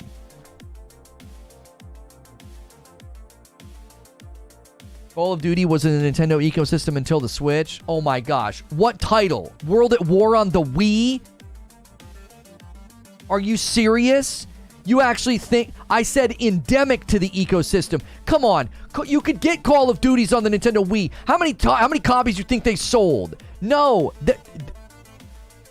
The point of the discussion is the history that Call of Duty has to the PlayStation ecosystem. It's endemic. They make up the larger portion of the community and sales, and suddenly not having that game would be massively market restrictive and cause significant revenue loss for Sony. It's anti-competitive. It's market restrictive. Nintendo's not even in the discussion. Because Call of Duty don't matter. Mario Kart sold over 50 million. What Call of Duty has sold that? That's a red herring, and it's superfluous to the discussion, green side, because that's not even what Sony is claiming. So should the regulators make assurances to Sony? Hey, Sony, you'll be fine. Why? Well, because Mario Kart sells perfectly fine on Nintendo. What the frick does that have to do with anything? What?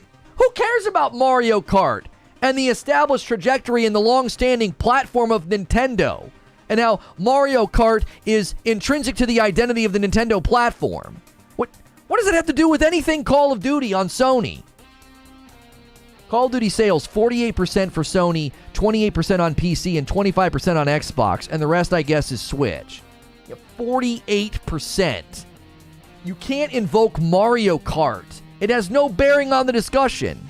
If Mario Kart has sold that machine, why have regulars said something about those games being on other systems?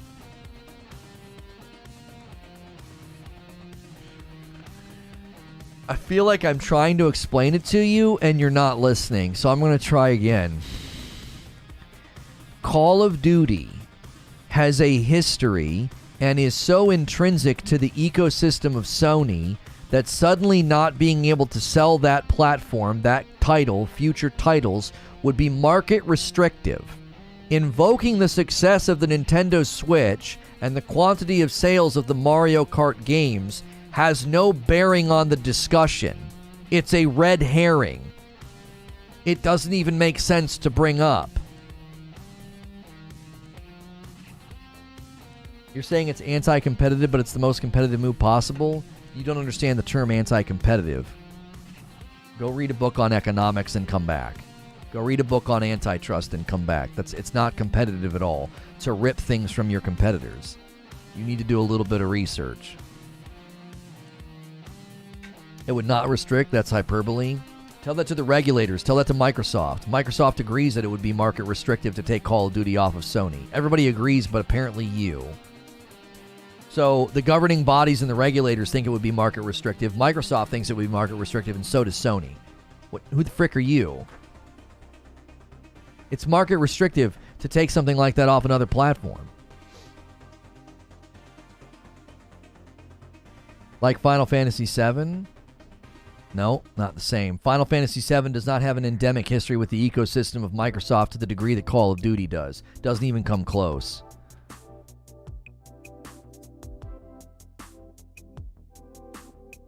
It's very competitive? No, it's not. The regulators say otherwise.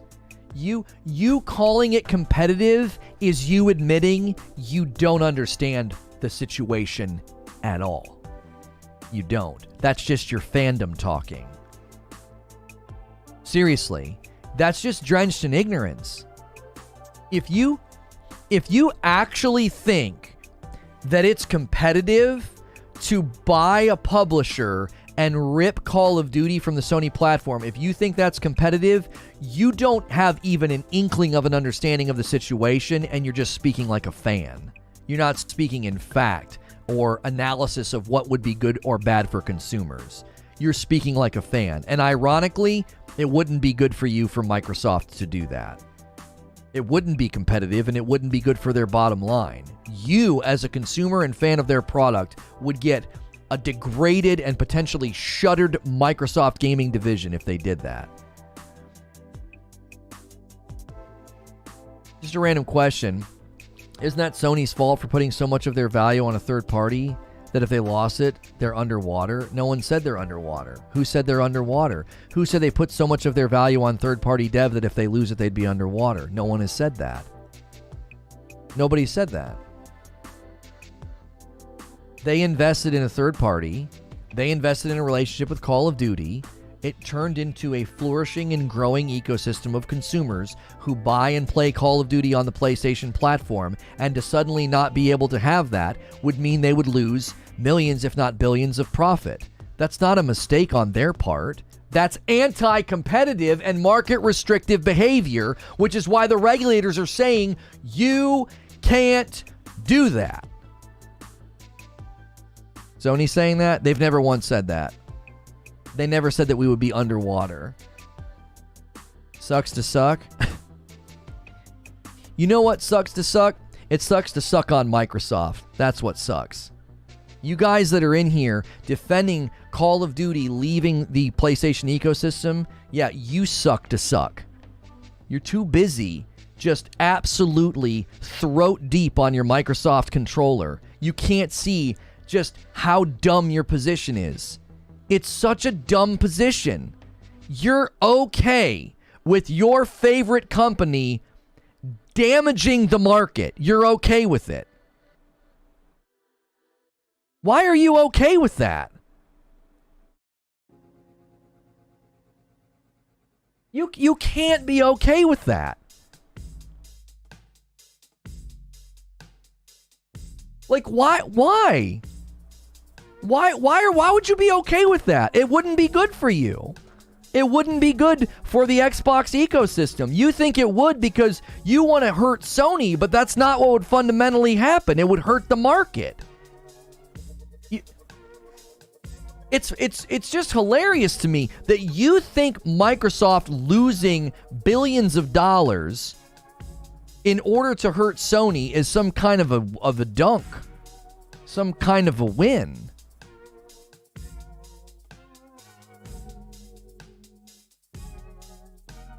Yeah, it would hurt the game. Like, that's what I mean. You've gone full. You've gone full. You're not even a fan of Call of Duty. You're not even a fan of Microsoft. You're not. You're not. You are an anti-fan. You're an anti-fan. You're an anti-Sony fan. To a fault. To a fault. If you've been in here defending market-restricted behavior, antitrust behavior, because you're an anti-Sony fan. I think you keep moving the goalposts on the topic. You're rightfully advocating for gamers, but wrongly pushing a narrative of business that isn't relevant.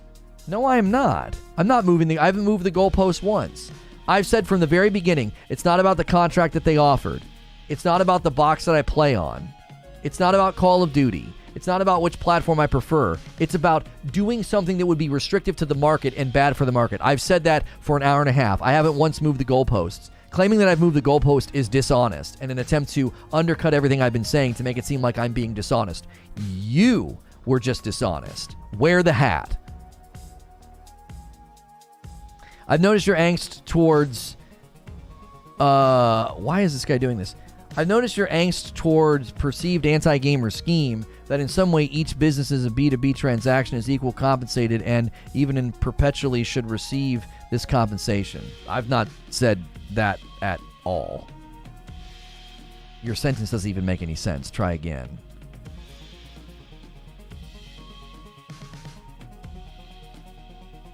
The regulators have not said no to the deal on any basis. Regulators see no damages as of today. No. No, the regulators have said we want assurances about Call of Duty. Here's our 35 points of concern.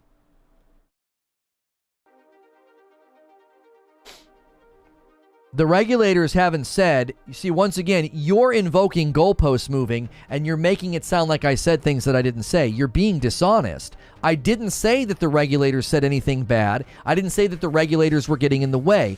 I have repeatedly and specifically said this is what the regulators have said. The regulators have said we have concerns about Call of Duty. That's our concern. You need to make assurances about Call of Duty. That's all I've ever said. That is an accurate assessment. It's an accurate assessment of what they have said. It's almost a direct quote. It's almost verbatim what they said. And on the same day that the regulators in the UK have said, we're concerned about Call of Duty, Microsoft puts out a blog post, and Phil Spencer's out here doing PR saying, yeah, we're not going to do that. You just moved the goalpost? I'm sorry. I told people I wasn't going to say this, but you are a liar. I am not moving the goalposts. You just keep repeating that I'm moving the goalpost because you don't want to engage with what I'm saying. But for an hour and a half now, anytime I brought up the regulators and CMA, I have said almost the exact same thing. I'm very careful with my phrasing, even when I'm going a mile a minute. I said they are concerned. They release a 35-point thing. They're concerned about Call of Duty. They want assurances made. That's what I've said for the last hour and a half. Claiming that I'm moving the goalposts is a lie. If you're going to come in here and lie, you're going to get removed. You come in here and misrepresent what I've said or just deal in falsehood, you'll get removed with the last 4 guys that got banned for it. It's disruptive to the stream and irritating. Have a conversation and debate me. Don't misrepresent me or what's been said.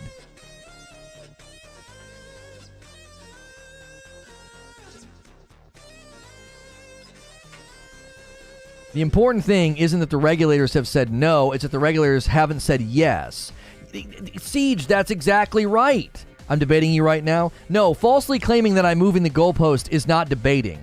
It's called poisoning the well or ad hominem. It's kind of a mixture of both. You're attempting to negatively cast my stream in a light that makes it look like I'm doing some kind of a sleight of hand trick, right?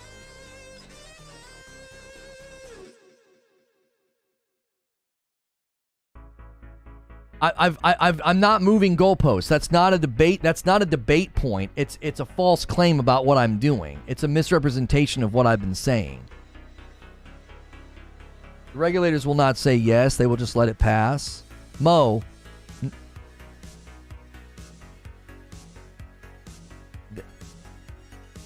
They have to approve it. What are you talking about? We were in subscriber only mode. I just set it to 5 minutes now.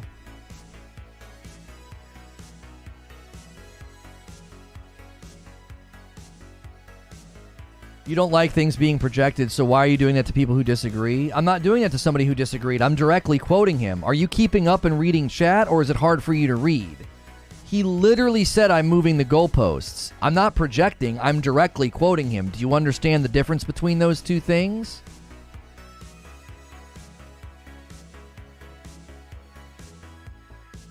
I think Sony is just trying to buy time. They said that they will have 12 live service games by 2025. They need Call of Duty to fill the gap. I don't think so. The FTC cannot block it. They'll have to sue in court. That's the point, though. So the CMA specifically said, we will open up a second inquiry, right? We will open up a second inquiry because we need assurances made about Call of Duty. You're assuming the guy is a fanboy. Not everyone that defends Microsoft is a fanboy who's sucking on their Xbox controller. Yes, you are. If you defend anti-competitive, antitrust behavior by Microsoft, ripping Call of Duty from PlayStation, yeah, you're a fanboy. I think that's a fair summary. I don't give a frick what you think. That's a fair summary. If you're going to defend Microsoft doing something that's anti-competitive, antitrust, and anti-consumer, yeah, you are. You're a fanboy.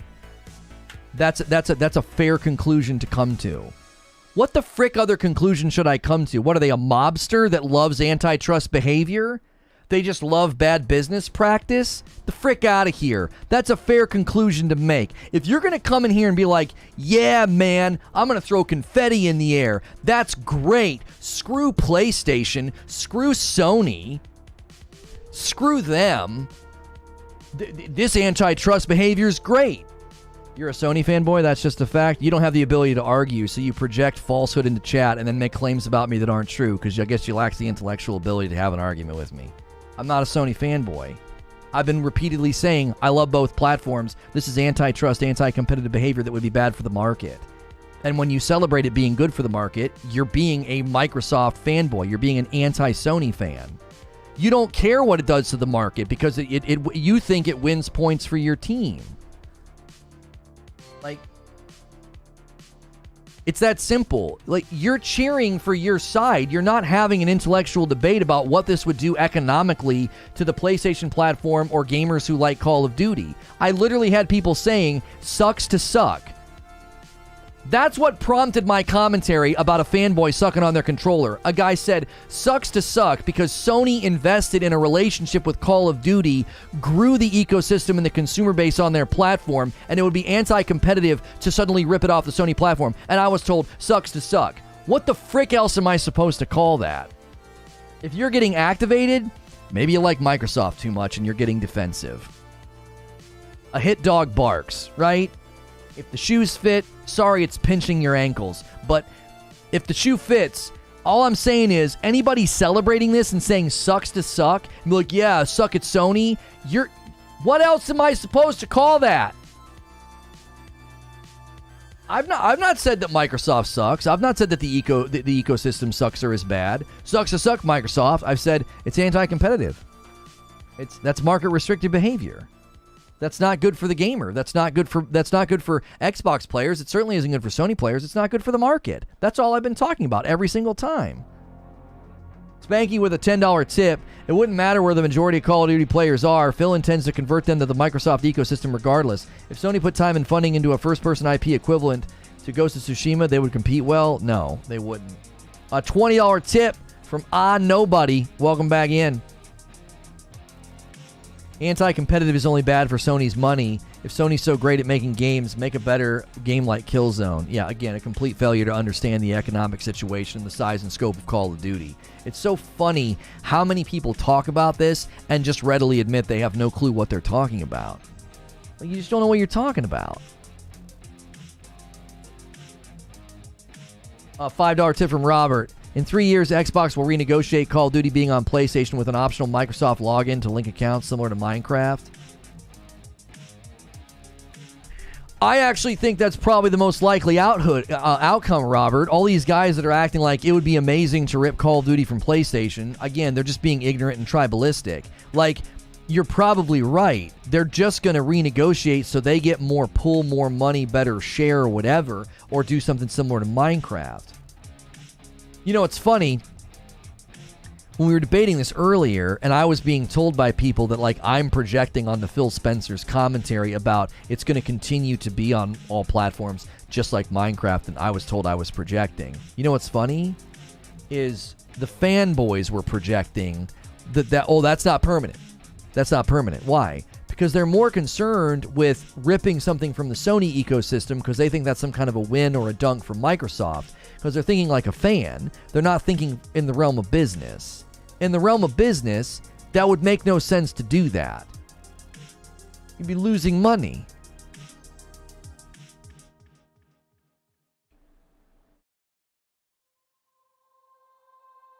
Strategies change. You know, it's funny people keep saying that.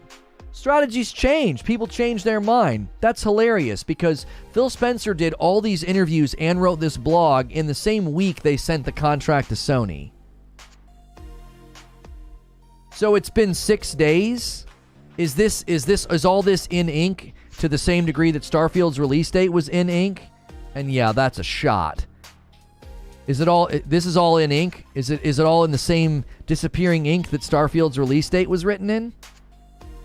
Strategies change. So they write these blogs and they do these interviews, and 6 or 7 days later, strategies change. Just lie to the public and the regulators and make assurances that we're not going to make good on.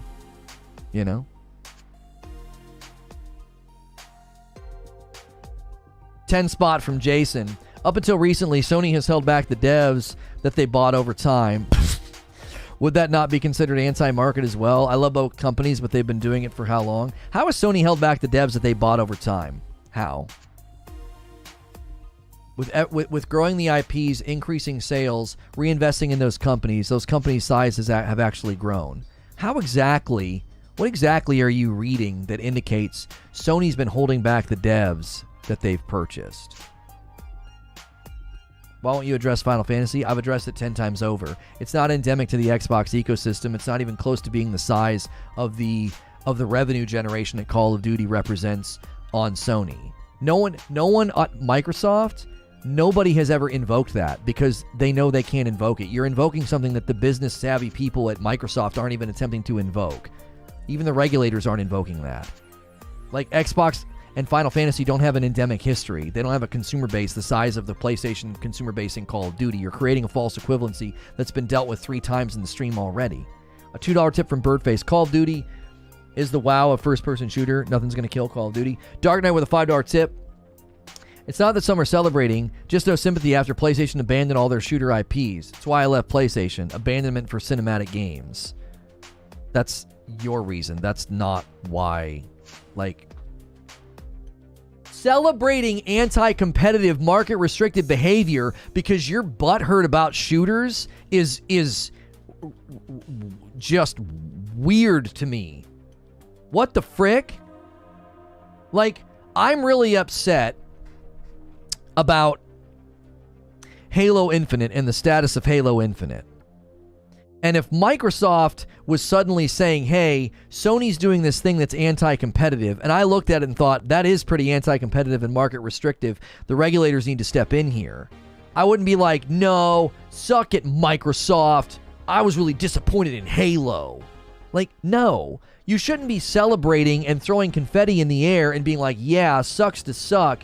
This market restrictive anti-competitive behavior is awesome because I'm mad at Sony. You said Phil Spencer lied. You said regulators are getting involved because of these lies, in essence. Didn't say that. Then you said the gaming ecosystem depends on Call of Duty being on Sony. Never said that. Then you said everyone who disagreed with you is anti-gamer. Never said that. You built a case on clearly indicates nefarious behaviors based on hearsay, and that's not okay. You know what's not okay? Being a liar, which you are. You just lied 4 times. I never said any of that. Now, I probably did say that Phil Spencer lied because I feel like he did lie to the public. If this contract is intended to be one that pulls the game from the platform after 3 years of extension, I didn't say the regulators are getting involved because of the lies. That's false. I said the same day that the regulators got involved, Phil Spencer published a blog to make assurances that Call of Duty wouldn't be leaving PlayStation. So that's lie number 1. You said the gaming ecosystem depends on Call of Duty being on Sony. Lie number 2. Never said that. I said the ecosystem that Sony has built with Call Call of Duty is endemic to their platform and their profit margins. Therefore, it would be anti-competitive and market restrictive to suddenly yank it off that platform. In essence, that would be bad for the gaming market. So then you said anyone who disagrees with you is anti-gamer. That's a lie. I said anybody who celebrates anti-competitive, antitrust behavior is anti-gamer. So that's lie number 3. You built a case that clearly indicates nefarious behaviors based on hearsay. Lie number 4, based on lie number 2. And that is not okay in my opinion. When you're done lying, try typing something worth reading.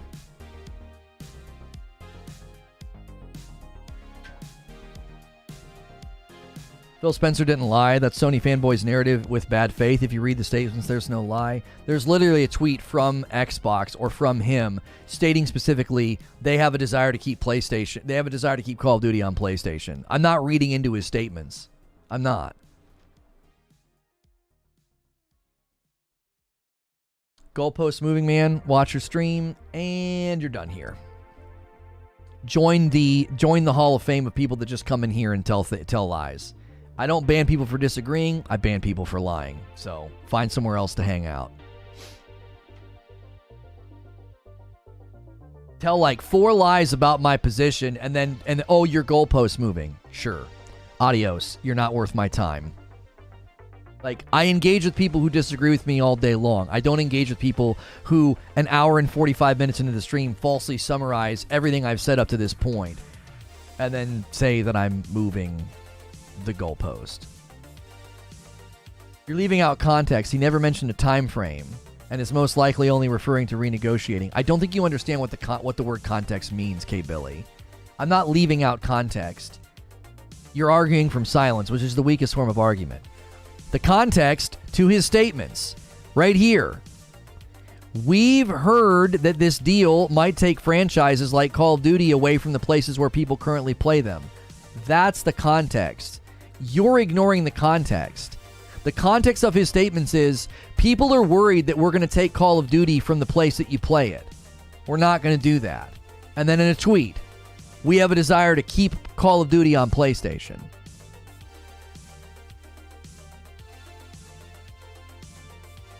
He does not state a time frame or that it will ever leave PlayStation.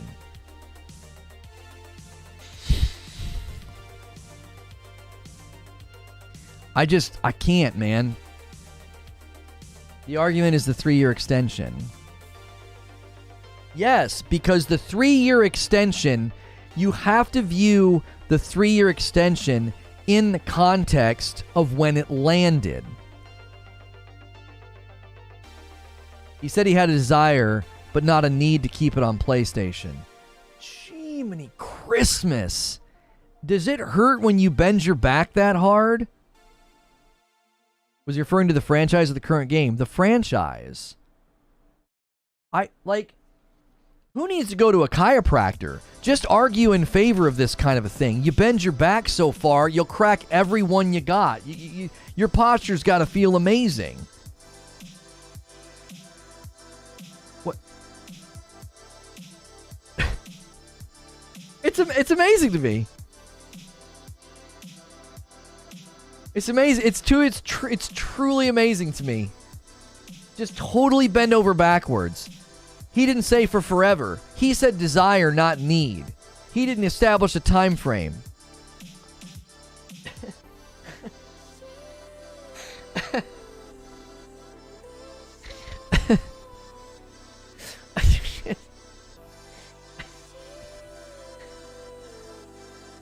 I can't. I don't understand how a contract extension equals lying. Okay. Let's get rid of the word lie and say it feels dishonest, okay? It feels dishonest to have... You guys aren't looking at the context. You think this is no big deal, right? Because you're not looking at the context. So the UK regulators say, we have concerns about this. We will open a second inquiry if there aren't assurances made with Call of Duty. Microsoft makes assurances in like 3 different places that PlayStation's going to keep Call of Duty. It would not be profitable for us to take it off there.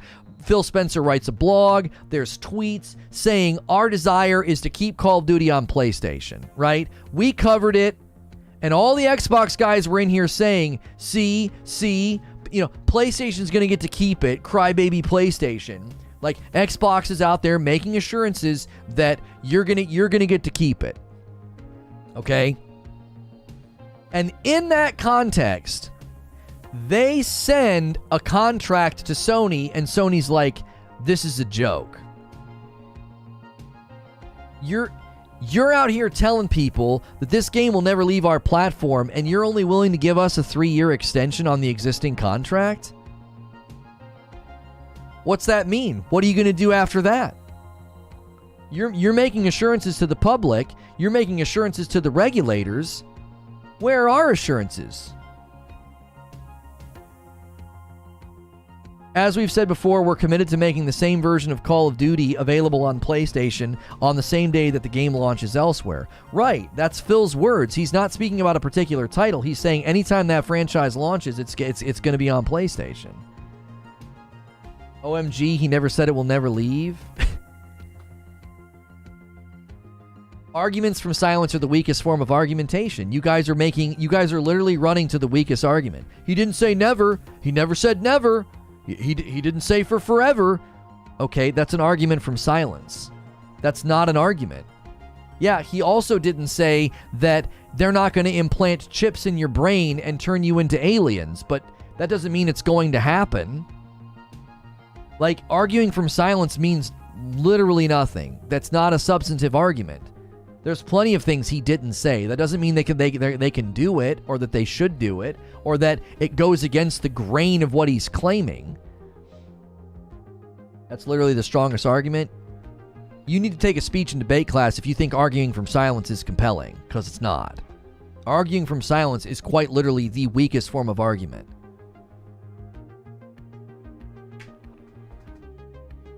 How can you assume it would be forever in a business context?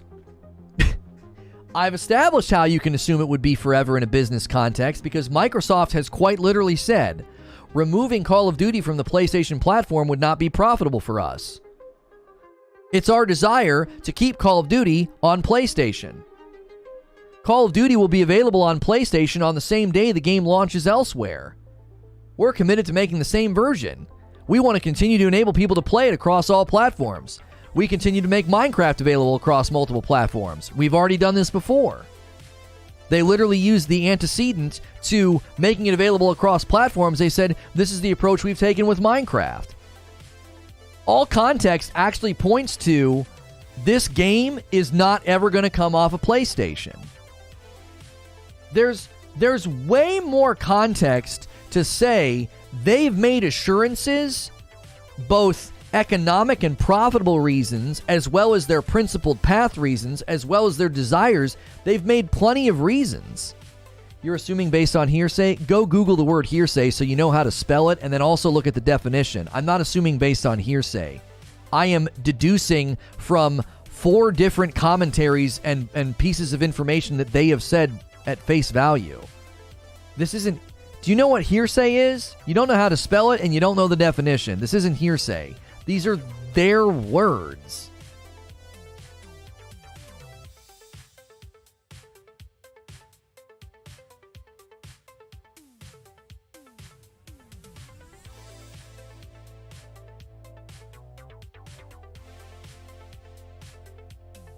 Objection hearsay? Yeah, are you Amber Heard's lawyers? What the frick? Yeah, hearsay means you heard it from someone else. Yeah, like, you don't know what it means. You also don't know how to spell it. Golly, it's spelled here. Oh my gosh. As in here. As in hearing someone say. Oh. Warzone 2 and Legacy will never leave. But Mo, that's not what he said. As we've said before, that's a doubling down statement, by the way. As we've said before. So he's doubling down and linking to where they've said it. As we've said before, for emphasis, we are committed to making the same version of Call of Duty available on PlayStation on the same day the game launches elsewhere. Franchise. Doubling down.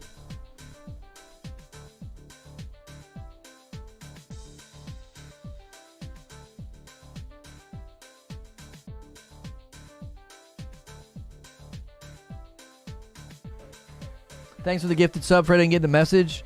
Who sent it? Whoever it was. Cheers.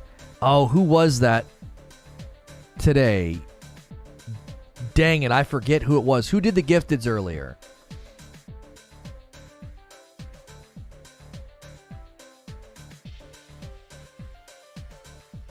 Kubini with a $5 tip. Isn't it anti-consumer that Sony spent the last 7 years paying to keep content off Xbox, and then Xbox buys the game, can offer to keep parity? What did Sony spend to keep content off of Xbox? What do they do? Are you talking about like guns and maps and exclusives? That's parity with the market. Plenty of games do that. Plenty of companies do that. They spend money to have like an exclusive skin. Like Walmart and GameStop does it, right? Buy the game here and get this skin or whatever. What is Sony spent money on that's kept stuff off of Xbox that doesn't have parity with the market? Not parity as in a parody, but parity as in it aligns with what the market does. Street Fighter V was off Xbox for an entire gen. Okay. Is Street Fighter endemic to the ecosystem and the market and the profit margins of Xbox? See, you guys are doing all the whataboutisms because you're not fundamentally understanding the size. Like, I said this a long time ago. I don't think the guys that are like super pro Microsoft and super pro Xbox, I don't think they understand how big this deal is. I don't think they get it. I don't think you understand how big this deal is. When you're citing things like that, you don't see how big this is.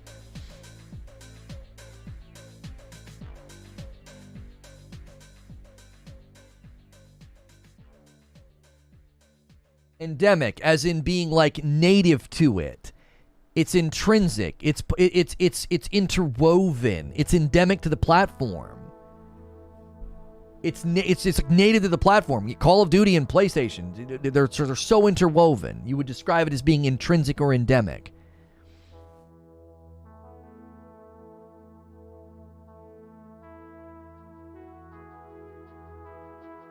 Isn't that the point of buying the company, to increase the profits? Well, you can't really increase the profits if you shrink the footprint of the game.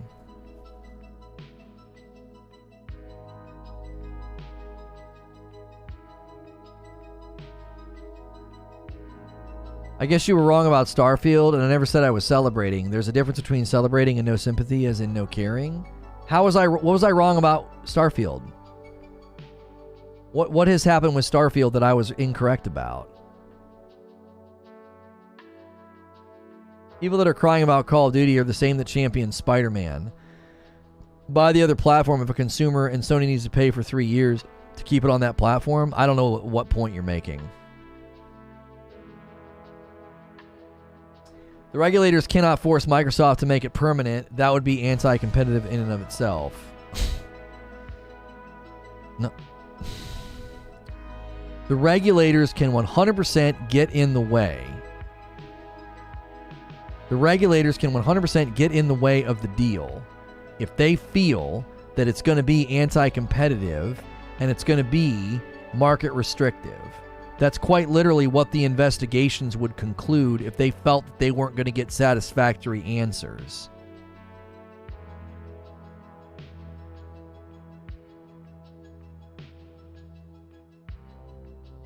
Now, I don't know. I'm not super educated on this. Let's say Microsoft makes assurances that they won't do it, and then in 5 years they do. Well, I don't know if governing bodies could step in and say, hey, you're not allowed to do that. That's anti-competitive and market restrictive. They would likely then get sued. A $5 tip from Space Dovahkiin.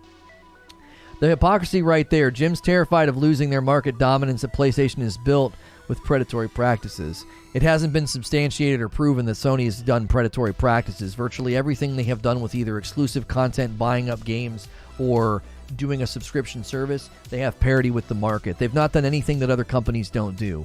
Please substantiate the predatory practices of Sony, and I will gladly show you that Steam, Microsoft, and Nintendo probably do the exact same things. Which means there's no hypocrisy. Sony made the same deal with Disney for the IP, and they funded and developed the game in-house. Why the blank would it be third party? Why is Microsoft keeping trash Halo exclusive then? Why isn't Gears on PlayStation? I'm not sure what you mean, Jesus.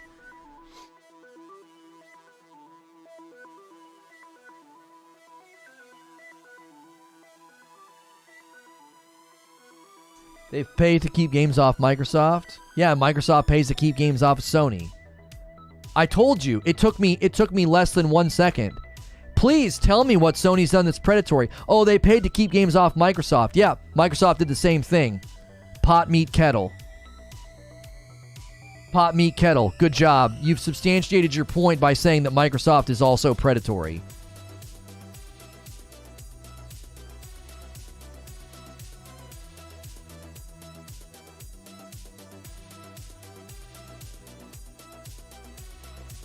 Doesn't that restrict Microsoft? Wouldn't an indefinite agreement open up Microsoft to abuse from their competitors?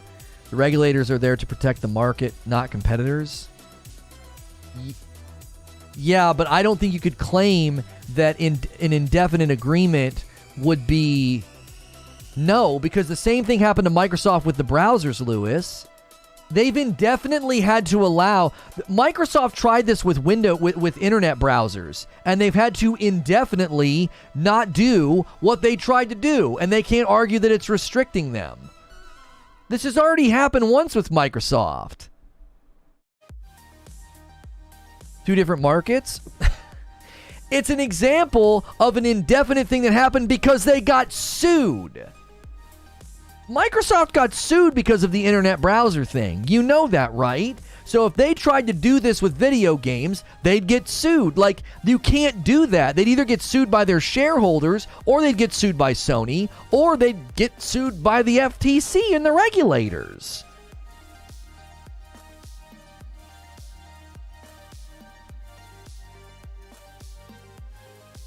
So we're getting all over Microsoft for their anti-gamer behavior, and we glance over Sony's doing the same thing? No, that's not what I said. Somebody brought up Sony paying to keep games off of Microsoft, and I said everybody does that. Sony's dominance doesn't come from Call of Duty. This is about money. Yeah, their dominance over the market has nothing to do with Call of Duty.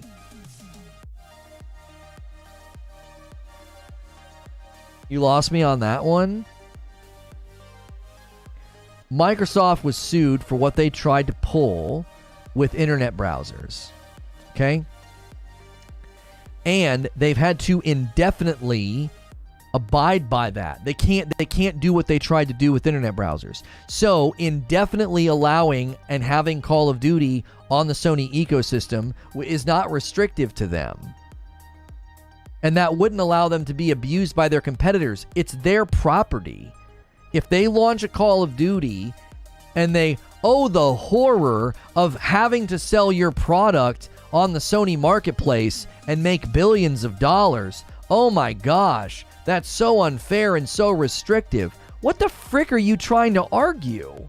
That, like, if they have to keep Call of Duty on the Sony ecosystem, that's somehow anti-competitive and bad for them? I have 4 words to solidify my disdain for Sony. Hogwarts Legacy exclusive content. I mean, I argued against that. I'm not happy about that because it feels like it's from a bygone era. I didn't celebrate that. I called them out on that and said I thought that was stupid. I'm a Sony fanboy, though. You say the deal is bigger than we think. Well, I'll say Call of Duty isn't as popular as it used to be. It won't sell the same as it did 5 or 10 years ago. So the Microsoft platform won't change anything. Greenside, what you're saying is factually false. It's demonstrably false. Call of Duty's not as popular as it used to be.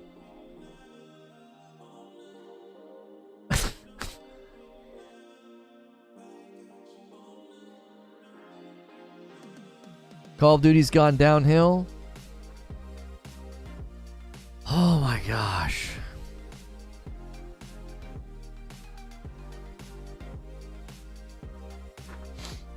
Commercial success of sales like Vanguard, or the commercial success or sales of the individual titles, doesn't represent the franchise. Like,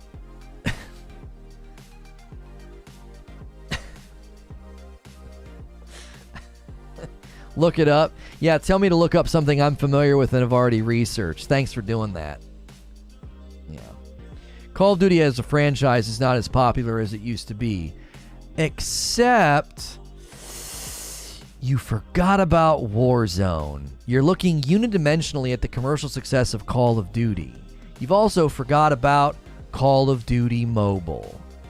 You don't understand how wrong you are.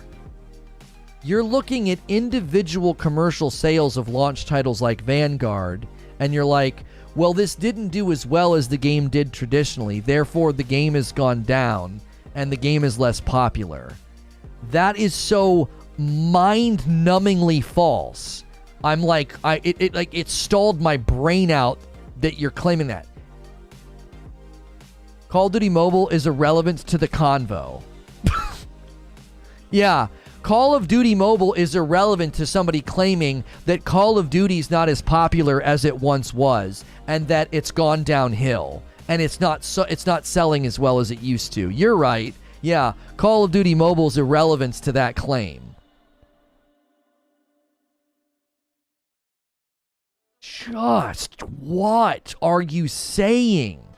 It's a franchise with more developers assigned to it than any other franchise in existence. Its player base and revenue generation is higher than it has ever been. If you go back to the era, like when it peaked with like what Modern Warfare 3 might have been its commercial peak of like retail sales and commercial sales and day one sales, might have been its peak, and then it went downhill after that. Like it had a decline in sales. If you're going back and looking at that, you're looking at things so unidimensionally. The revenue generation of Call of Duty as a franchise will literally make your nose bleed. It's not less popular, and it doesn't generate less revenue than it used to. Like, that claim is so demonstrably false. It's not true. If you just add up what Warzone generates and what Call of Duty Mobile generates, whatever they got from like the sales of their most popular title, they print money now. It's not even a comparison. Call of Duty Mobile's popularity would be irrelevant. It was obvious the comment was about Call of Duty not being popular was from a console perspective.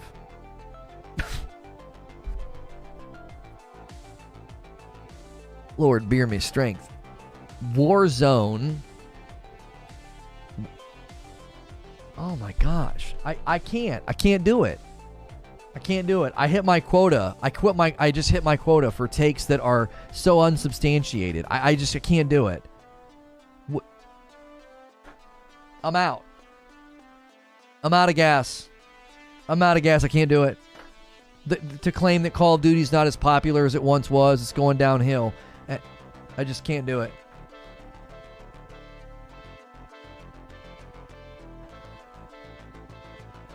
It's too much. It's too much. My brain's tired now. Call of Duty franchise surpasses $30 billion in lifetime revenue, with its sales topping 425 million units. When was that printed? 2022, June of this year.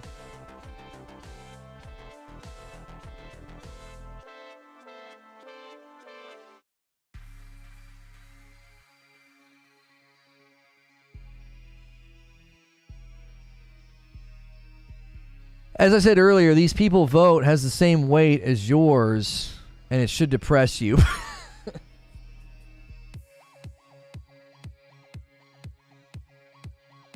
Call of Duty Mobile makes more than the console versions. It doesn't matter how much console sales went down. Candy Crush and Call of Duty Mobile make 10 times over.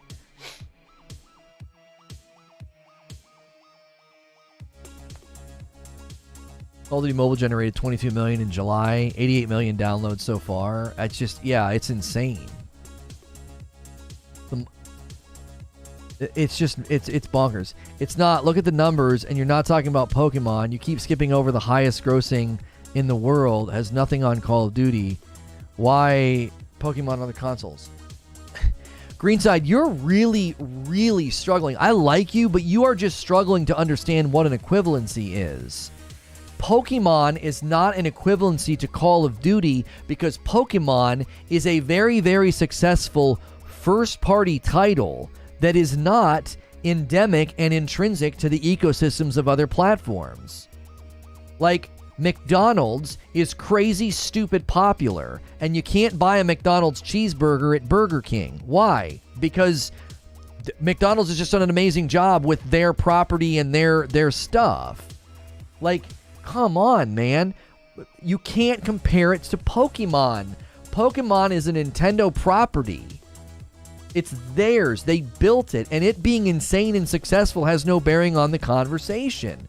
This conversation has just left the train station. Like, Call of Duty, Pokemon's not first party. Pokemon's now owned by the Pokemon Company. But, okay, the point that I'm making is, traditionally speaking, Pokemon has been Nintendo. Okay? It's Nintendo. It hasn't been in all these other places and then suddenly got ripped from those places. Also, let's just imagine that, like, Nintendo is like, oh, hey, we've built Pokemon up and it's amazing. We're going to put a title on Xbox and PlayStation. And then after that, they decide to not put the titles there. Well, they're free to do that because it's their property. They own it. That's not what this situation is. Right? Pokemon's owned by 3 companies. Nintendo owns 33%. Okay, so the nuance is that it's not entirely owned by Nintendo. The point is it's basically considered a first-party Nintendo title. It's not endemic to the economic structure of both the Xbox ecosystem and the PlayStation ecosystem, so it's irrelevant in the discussion. A game that has had a 20-year presence on PlayStation, a game that garners almost 50% of its purchases on the PlayStation ecosystem, being suddenly ripped from that ecosystem is a unique situation that, if it happened, would be anti-competitive. It would be market restricting. Like, that being lost on people is, to me, the biggest indicator that so many people are approaching this and don't fully understand the gravity of it. They don't.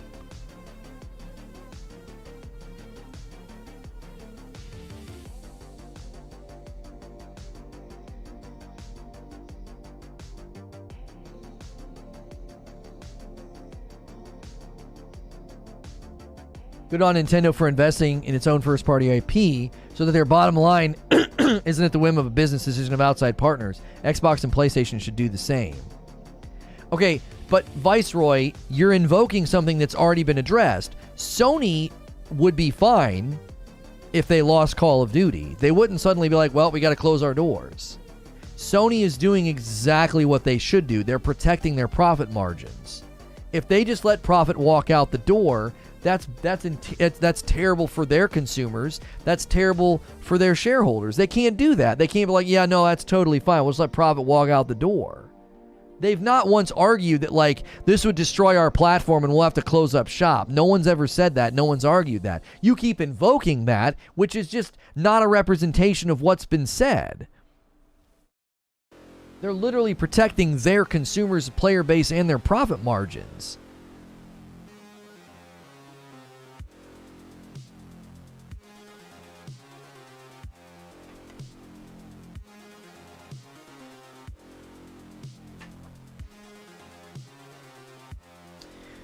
Do you also disagree potential exclusivity for Elder Scrolls 6 and Diablo, as it could cause similar market restrictions? I think the difficulty there would be, Phantom, is you would have a harder time arguing that Elder Scrolls and Diablo are endemic to the ecosystem of PlayStation. Call of Duty is in another stratosphere of size and consumer-based size on PlayStation.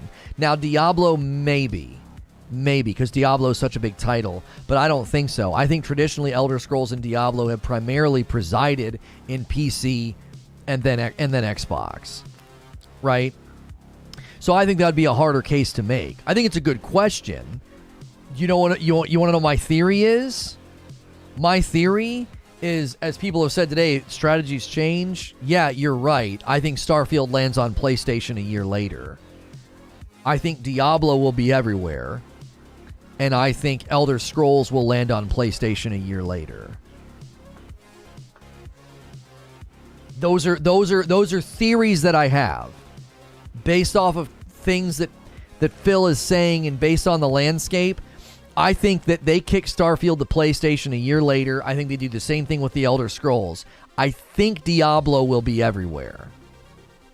There's probably too many contracts and agreements already in place for Diablo 4. Now, what, Diablo 5, 10 years from now or something?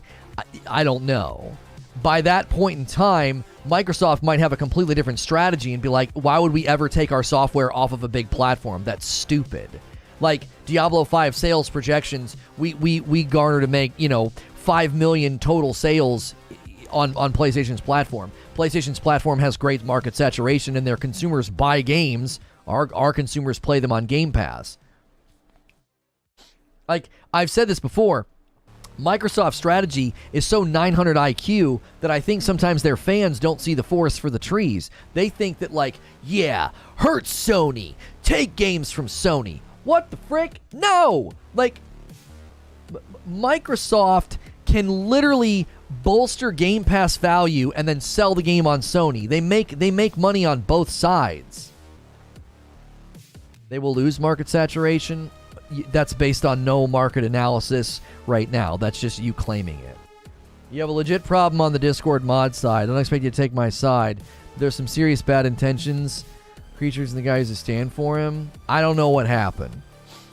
I don't know what happened, sinking ship.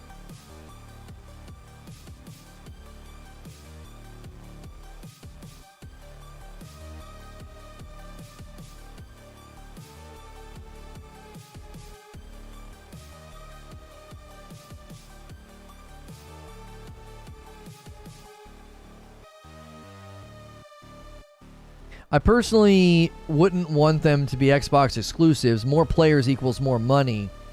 But the day one Game Pass for Call of Duty, Elder Scrolls, and Diablo is a huge win. It is a huge win for Xbox. Like, that's the thing. People that think I'm like a Sony fanboy, I'm like, I'm the furthest thing from a Sony fanboy. I look at Microsoft and think, this was a ballsy 900 IQ play. You can literally take some of the biggest titles in the world, throw them on Game Pass, and then you can turn to the console that's outselling you, to the console that has an ecosystem of people buying games at full price, and you can make money off of those people. That's huge. Aren't they losing in the US? It's slow, but it's going. No. Mo, there is absolutely no analysis right now to indicate that Sony is going to have a shrinking market share. There's no indication of that whatsoever. Like, no.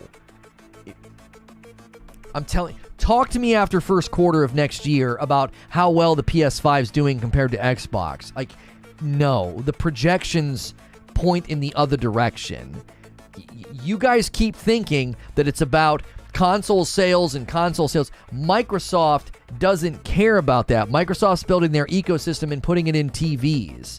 Microsoft Xbox consoles are going to lag behind the PlayStation console saturation, and it doesn't matter to Microsoft.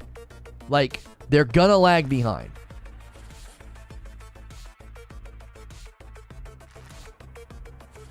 And it doesn't matter to Microsoft. PlayStation is prized to resaturate the market with this generation and do a very, very good job of doing it. They both have very, very different strategies. The rumors of this is going to hurt PlayStation on the next console buying cycle? No. Demand for the console will be unaffected by this. I don't think so. Because Sony is fighting for Call of Duty and Microsoft is going to have to make assurances. Microsoft has already made assurances that Call of Duty will be on PlayStation. That's this letter that Phil Spencer said and Jim Ryan, basically clapping back publicly, that's not going to hurt market demand for the PlayStation 5.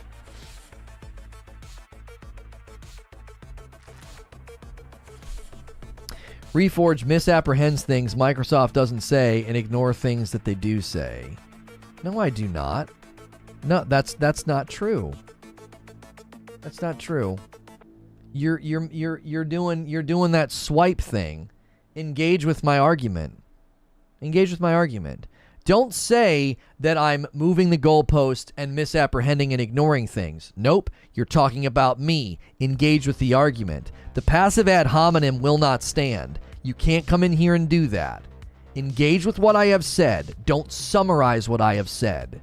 Well, you've moved the goalpost and you're misrepresenting and you're ignoring. Okay, engage with what I've said. What am I saying that's inaccurate or wrong?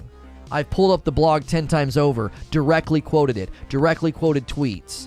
And instead of engaging with that, you're summarizing it as, you just don't understand, you're misapprehending. Okay, that's passive ad hominem. You're not engaging with my argument. You're trying to denounce it, and me as well, to undercut the argument instead of engaging with it. I've said it about 10 times. Where was the lie? Listen, I'm not sitting here trying to claim that Phil Spencer lied. Okay, the thumbnail says, Phil Spencer lied, ? We're entertaining the question of, did he lie? Did he say things to the public and the regulators that don't line up with what he offered Sony? And I feel like there's a dissonance, and so it ends up feeling dishonest. Did he tell a bold-faced lie? No. Was there some internal memo that got exposed where he was like, yeah, we're not going to do this? Charles Freeman with a $5 tip. Most of us can see how bad this can be for all parties involved. Are there any upsides to Xbox keeping Call of Duty for themselves? I don't think so. You said he lied. You said he lied, he didn't lie. I didn't say you moved the goalpost. You're accusing me of doing what you're actually doing.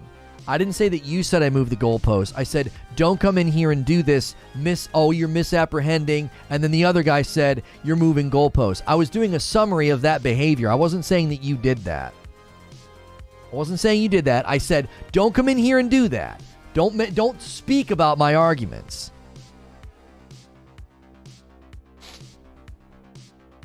Okay, you win. He didn't lie. Deal with the other 95 things that I've said. Oh, you can't. You guys are running to a pitiful, embarrassing Alamo.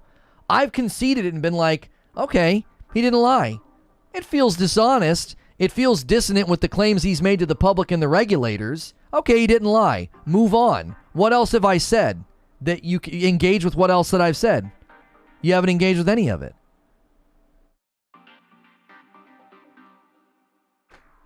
Being concerned about it being antitrust. People celebrating. Oh yeah, this would be great if they ripped it from PlayStation. This would be so great.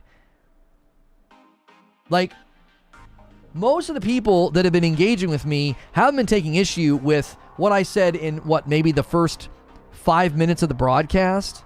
What was that? An hour? It's 2 hours and 15 minutes ago. I have since not at all been saying he lied. I've been talking and debating with people about how it would be market restricting, how it would be bad for the system, why Sony has a right to complain about this, why the regulators might get involved. That's what I've been talking about. I have not for the last 2 hours been mentioning the fact that he lied. That hasn't even been the crux of what I've been talking about. I'm dead serious. I let that go 10 minutes into the broadcast and spent more of my time engaging with people that thought, no, it's totally fine. Think about how this argument has transpired. Most people were not saying, he didn't lie, Lono. The contract is because they want to renegotiate. They have no intention to rip it from PlayStation. That's not what people said. Most of our argumentation was spent on, and most of our debate was spent on, he didn't say forever. All exclusives are bad for us consumers? False. No, there's been plenty of argumentation made about how much better games are, like Spider-Man and God of War, when they are built for one ecosystem. Developers have even commentated on this. People in the field of developing games have talked about why game quality goes up when they build for one system, one set of peripherals. That's not true. That axiom is simply unfounded to claim that like all exclusives are bad for consumers. That's just not true. So most of our argument was spent on, he didn't say it would be there for forever. You're missing the forest for the trees if you think we've spent 2 hours debating whether or not Phil Spencer lied. What most people spent their time in here arguing for was, they were arguing in support of, at some point in the future, Microsoft ripping Call of Duty from PlayStation and saying that that would be totally fine.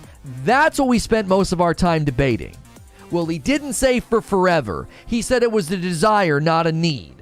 He didn't say this would be in perpetuity. That's what we spent most of our time debating.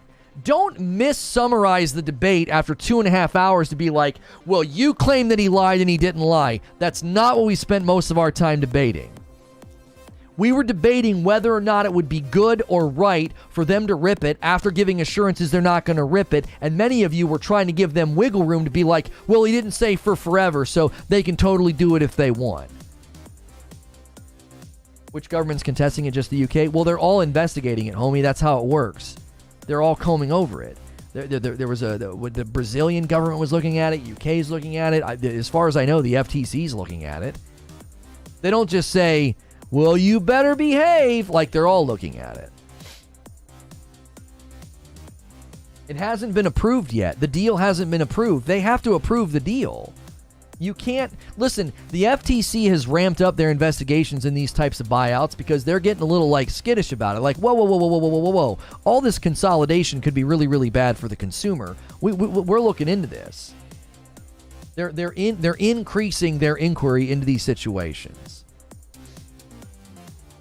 The FTC's been on record as saying that they're going to be a little bit more, what was the word? It wasn't intrusive. I forget the word that they said. They were gonna do their due diligence with respect to buyouts of this size because they feel like it's going to become too commonplace and might be bad for the market and bad for the consumer. They have till today to respond to the CMA. If they fail to address their concerns, it will go to phase 2 investigation. They're combing over and they can express concerns, but having concerns doesn't mean those things can stop the deal. They have to give justified and good reason for that within their abilities. FTC ramping up because they got new folks and they want to be more involved in big tech. Yeah, FTC is getting more involved in these types of deals. That's the deal won't be approved until early next year at the earliest, and that's if everything goes smoothly. If Microsoft closes the gap in competition with Sony, that's good for the market. Companies will be forced to step up their quality.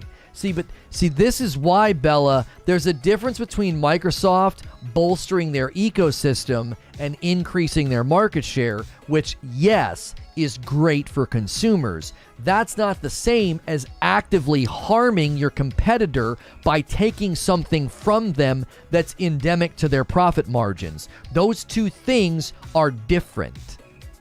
They're completely different. I am fully in support of Microsoft growing their ecosystem, making Game Pass so freaking awesome because I subscribe to it. And if they grow their footprint and they start showing up in more places, if they can successfully become the Netflix of gaming, that's wonderful. That's good for anybody who jumps into that ecosystem, and it makes PlayStation have to be competitive with their subscription services and their footprint as well. It puts pressure on them. As Microsoft grows, PlayStation has to maintain their lead, right? It's a tortoise and the hare kind of a situation, but the hare's got to stay out in front. Okay? You can't go resting on your laurels. But that's not the same as actively tripping the hare up to catch up. There's a big difference between closing the gap in the race and tripping the competitor.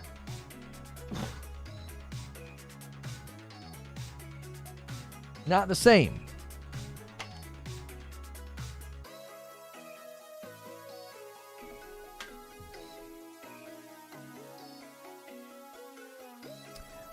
I don't care how ingrained Street Fighter was on Xbox, I still wanted to play it. Okay, dev side, you have every right to be frustrated when something like that happens. It makes more sense with that analogy. Right, and that's the point is, they are allowed to bolster their speed and catch up. They're not allowed to actively trip the competitor.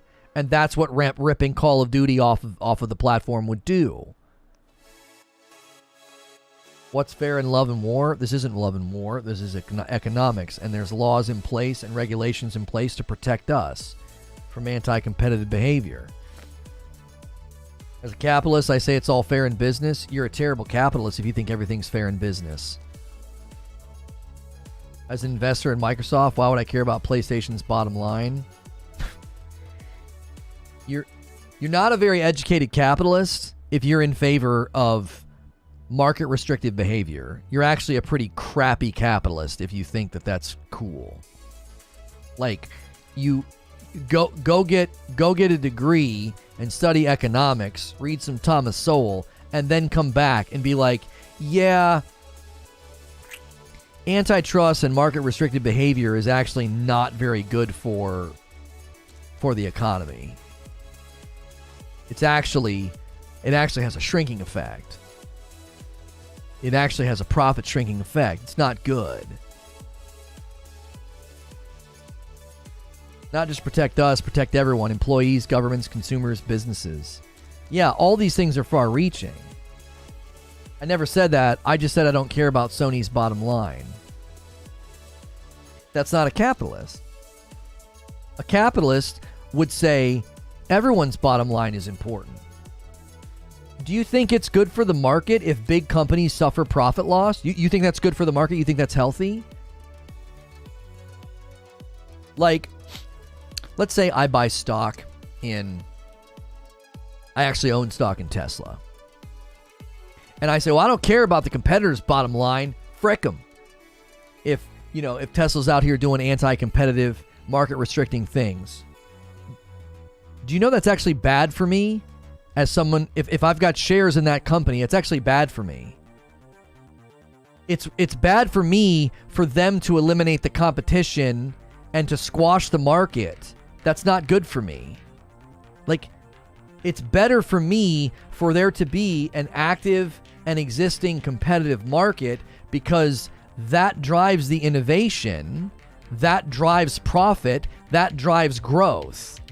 I stand to make more money if Tesla has some good competition in the market. If they do things that are anti-competitive and they squash the market and they control it in a very bad way, that's not good for me.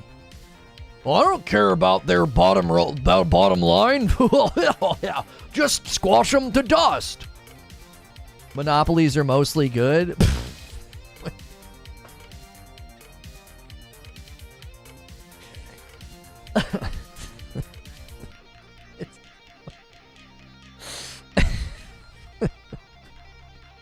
If my competition suffers market saturation, I don't care. PlayStation will still be competitive in the space.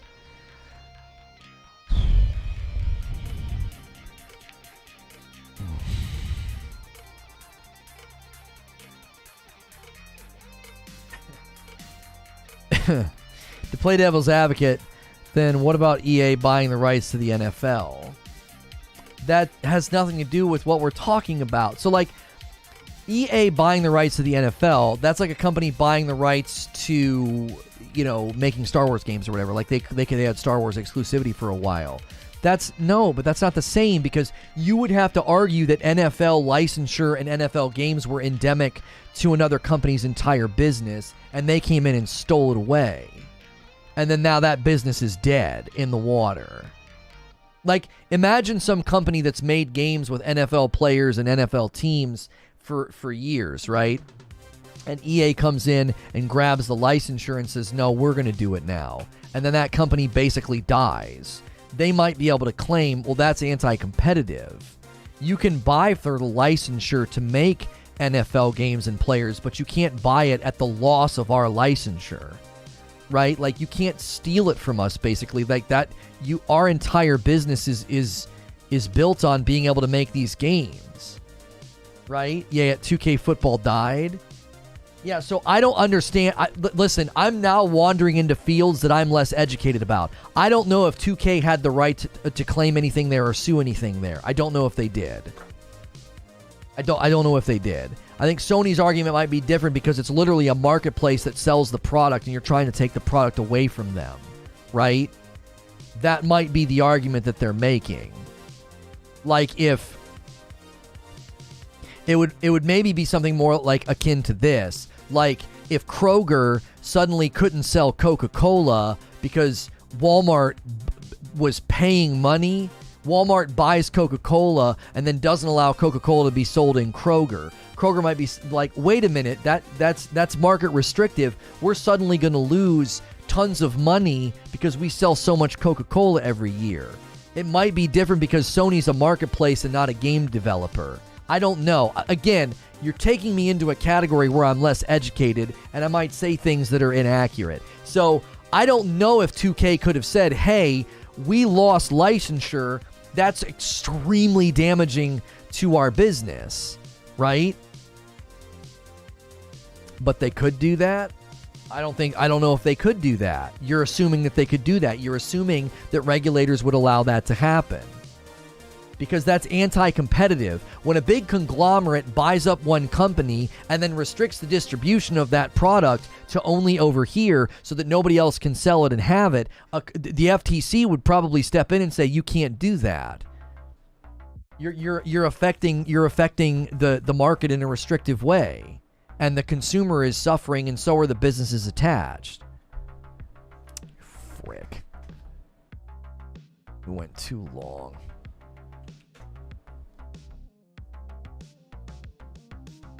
Why wouldn't they just turn it into great value?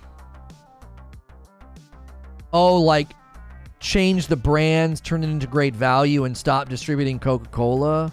Yeah, I don't know. Like shuttering the name. Again, Mo, we're going off into whataboutisms.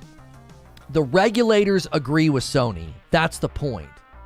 The regulators are looking at the economic structure of gaming, and they are saying, this is too endemic to that platform. This would be market restricting if you took it away.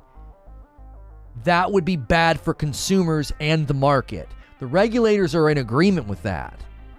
That's all that matters. Your opinion about it, my opinion about it, whataboutisms, they ain't worth a nickel. They ain't worth a nickel, okay? The companies involved and the regulators involved are all in agreement that this would be anti-competitive and market restrictive. So our opinions aren't worth a darn. It just doesn't matter. Whataboutisms aren't worth a darn. The people looking at it are saying, yeah, this wouldn't be good. This wouldn't be a good move. We can't have that happen.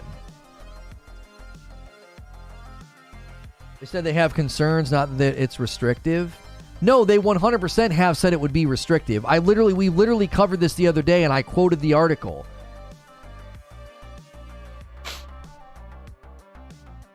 The CMA is concerned that having full control over this powerful catalog, especially in light of Microsoft's already strong position in the gaming consoles, operating systems, and cloud infrastructure, could result in Microsoft harming consumers or by impairing Sony's, Microsoft's closest rival, ability to compete. The CMA believes that in the short term to medium term, the main rival that could be affected by this conduct would be Sony. Evidence suggests that Microsoft and Sony compete closely with each other in terms of content, target audience, and console technology. PlayStation currently has a larger share of the console gaming market than Xbox, but the CMA considers Call of Duty is sufficiently important that losing access to it could significantly impact Sony's revenue and user base. That impact is likely to be felt especially at the launch of the next generation of consoles, where gamers make fresh decisions about which console to buy. The CMA believes that the merger could, therefore, significantly weaken Microsoft's closest rival to the detriment of overall competition in console gaming. That's the regulators' words. They're citing Call of Duty specifically. They're citing the sales of consoles. They're like this. That's what I'm saying. Like, you guys are acting like, oh my gosh, this is just such a red herring. It's so overstated. Concerned that it could, not that it is a fact. Argument from silence. I can't do it anymore. I can't do it anymore. For somebody to look me straight in the face and be like, yeah, it's not a fact. It wouldn't be market restrictive. It wouldn't be bad. It wouldn't hurt Sony. They're concerned that it would. I can't freaking do it anymore. I can't. People are so dadgum desperate. Like, your back is breaking. Arguments from silence all day long. I can't believe that I read that and that's the response. That's the response. I can't freaking believe it. Like, the CMA specifically cites the game, the sales, the market, the potential console sales hurting their competitor, and you're like, well, it's not a fact. They just believe that it might. Okay. Well, that's a strong argument. That's so well made. I'm shuddering from how compelling that is.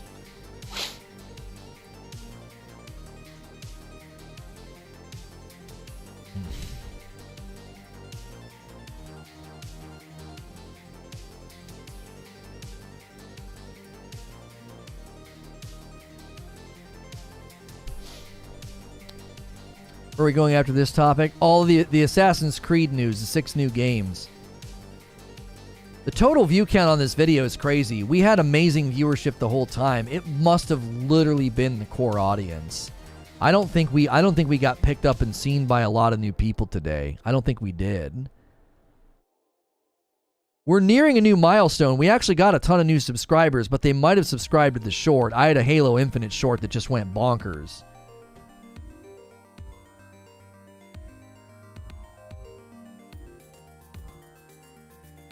Wah, wah, wah. Sony will lose some customers. Oh, crap. That means they need to step it up. Okay. Like I said, like, that's fandom, Mo. That's fandom. That's not careful analysis of the market and what would be good for consumers. That's just fandom. That's not a thoughtful or analytical take. That's just fandom, bro. That's new context. The CMA is worried about the next generation, and that 3-year extension basically would end at the generation start. Yeah. That's really, really important point. That's a really, really important point. The CMA is actively worried about the next generation of consoles, and surprise, surprise, 2027 and 2028 is likely when the next generation of consoles would start ramping up. And conveniently, that's when the proposed Microsoft 3-year extension for Call of Duty would end. They're supposed to be fighting for us, not the company. Mo, I don't know how you can look at what Sony is trying to argue for with respect for Call of Duty and think that they're not fighting for us. They are fighting for us. By fighting for themselves, they're actively fighting for you. Like, if a company is fighting for their ability to have a game, distribute a game, and sell a game, that's simultaneously them arguing for their profit as well as for the consumers that like to buy and play the game on their platform. Eugene says, no wonder Ryan called it out. That's 100% why he called it out. These are blue light blocking glasses. These are Gunnar Optics. We are partnered with them. You can use the glasses command or the link below to get a discount, and it also supports me. We're trying to get a ton of people to start buying Gunnars because then I want to approach them and get like multiple frames to rotate frames because I think it would draw more attention to them. I don't like constantly promoting my sponsors, so I try to make it more natural. Like I'm always wearing a different shirt. I'm always drinking the coffee. You know, I'm always, you know, the glasses though, you start to ignore them because I'm wearing the same pair every day. So I'd like to be able to approach them and say, hey, we've been massively successful with you guys. Why don't you send me a couple of, of frames for free? Because I actually bought these frames on my own. Sony just bought Bungie though. How are you going to call out one and not the other? Not you, by the way. People who are ripping on Microsoft. Bella, that's a false equivalency because the public contract with Bungie, they publicly stated that Bungie's Destiny would go on in perpetuity on multiple platforms. They have literally gone on record of saying is that Bungie will remain independent and their titles will remain multi-platform. And Bungie is literally helping them establish live service, which Sony has said those will be multi-platform games. What do you mean? That's not the same thing at all. Buying Bungie so that they can establish a live service center and launch live service multi-platform games while allowing Bungie to remain multi-platform and independent is not the same as buying 25% of the market and potentially restricting the market in the process. Those things aren't equal. Phil's statements were to assure the CMA that their worries about the next generation were unfounded, and Jim called him on it. It's 100% it. I can't see any other way of hearing it. Right. Phil Spencer makes assurances to the CMA and the public that Call of Duty isn't gonna leave the PlayStation platform. But then the assurances he gives to PlayStation is, we'll give you till 2027, 2028, which everybody knows that's probably the next round of the next generation of consoles, which is what CMA is concerned with. So that contract extension doesn't get us to the next generation. So Jim has every right to be like, nope, give me 6 more years. Because that gets us into the next generation.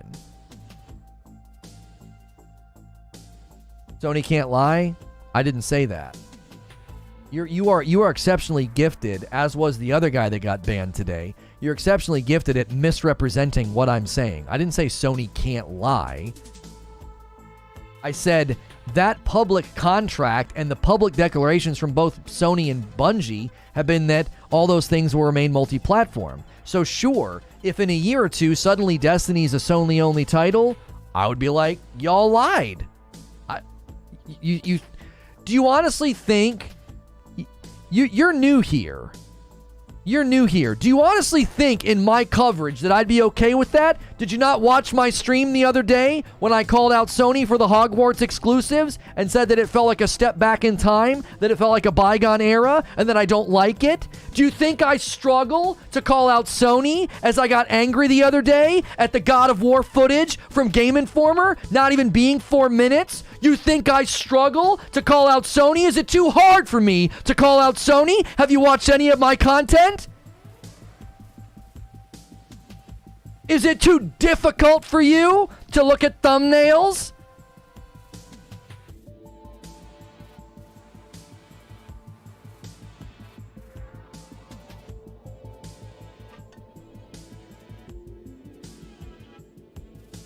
You want to call my integrity into question, you need to watch more than one stream.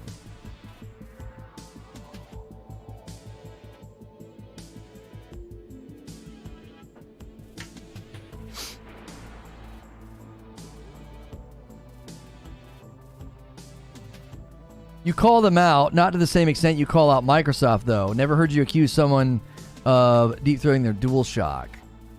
I've never had anybody come in here and be so pro-Sony that they celebrate anti-competitive, market-restrictive behavior. I've never had anybody do that for Sony. I said something to Eugene close to that the other day. I said, stop shielding Sony. I said, stop hugging Sony. What did I say? I said something like that to Eugene the other day. I didn't tell him that he was deep-throating his controller. Come on. I said that in context. That guy said suck to suck. It must suck to suck is what the guy said. He said it must suck to suck. He basically claimed that Sony sucks because they spent too much time investing in Call of Duty. And in context, I said, Jiminy Christmas. It must suck to suck on your controller that hard. Eugene says, you smacked me over an opinion, not denying facts.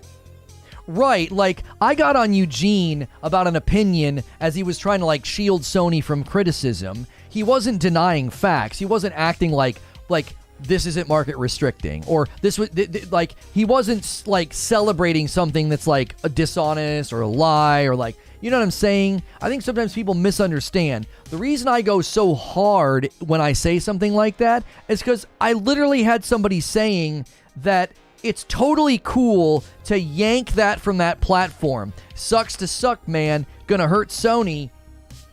Gonna hurt their profits. That's unbelievable. You're going full fanboy when you say that.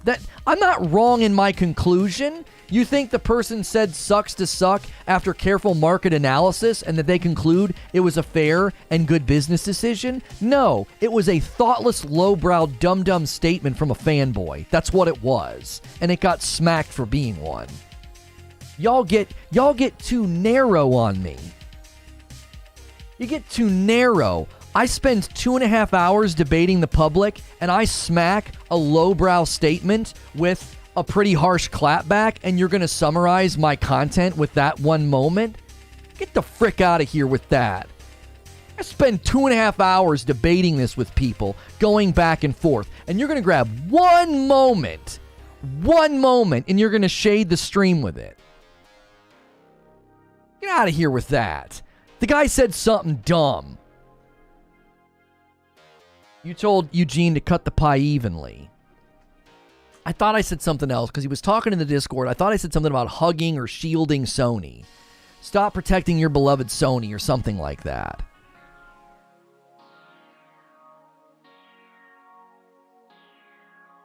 The Xbox controller is very seductive, maybe. That's good.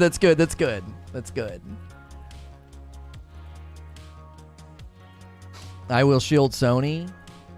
I spent the good portion of a stream the other day going after Sony about something. I did the same. Dude, I ranted and raved during that God of War video to the point that Creature told me to chill and move on. He told me to chill and move on. I was so irritated during that Call of Duty stream, was going so hard at Sony that he told me to chill and move on. So don't tell me I don't go hard at Sony. I've never said that to a Sony fan because I've never had a Sony fan say things like I read today. I read things today. I was like, what the frick, man? You're okay with this? You're okay with market restricted behavior because sucks to suck Sony?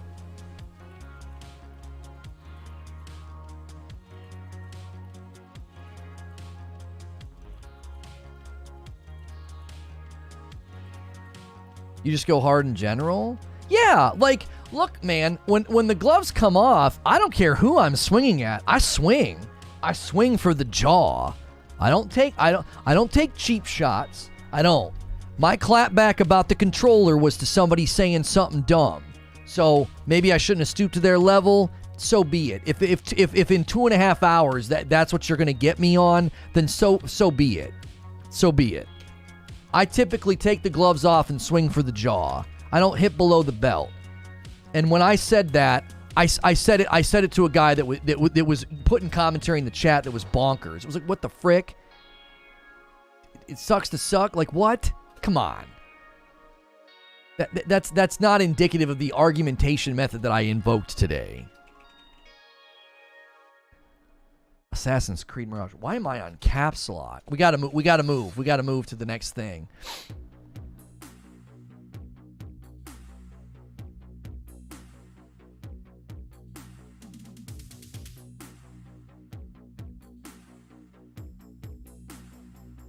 Eugene says, say you're okay being lied to. Yeah, I mean, Eugene thinks that it's a lie. Eugene is actually holding that Spencer lied. Like, I backed off that and said, this feels dishonest, right? It feels dishonest, all right? I'm not willing to call it a lie. I'm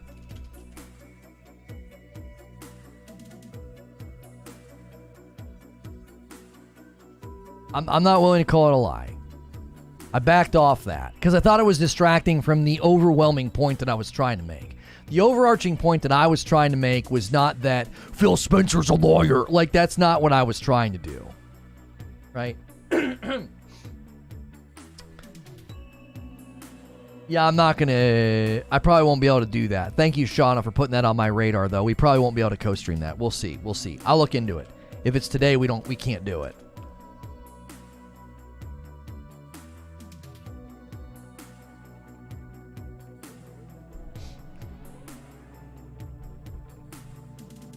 But there's a reason why many say he's a Sony fanboy. It's the angle on some of the latest discussions. Mad Mardigan, if somebody watches my coverage of these situations and that's the conclusion they come to, I don't freaking care. I don't care.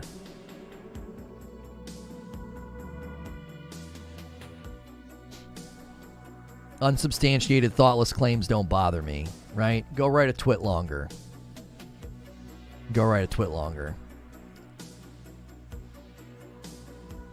Doesn't bother me one bit, because it's empty and unsubstantiated and vapid. It's as vapid as false accusations on Twitter, so you might as well waste your time writing a twit longer.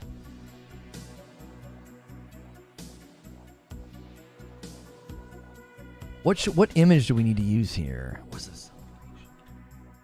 Yeah, it was a celebration.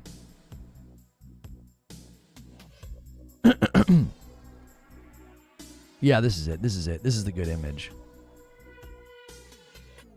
I want that image for this open.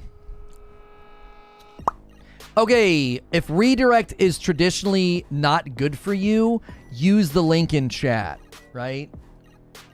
Use the link in chat. If the redirect is traditionally not very good for you, then click the link in chat. All right, we're going to redirect to the next stream. My man, Mo, good job, y'all. Enjoyed the convo. Lono, keep being you, bruh. Mo, you know I love you. Thank you for hitting a whole year. That's a green badge for you. Appreciate you, Mo. Mosif. Most of Jay Quellen the third. That's my man right there. He goes hard. He maybe goes full sometimes, but he goes hard. And he doesn't disrespect. I don't ever feel like he disrespects me.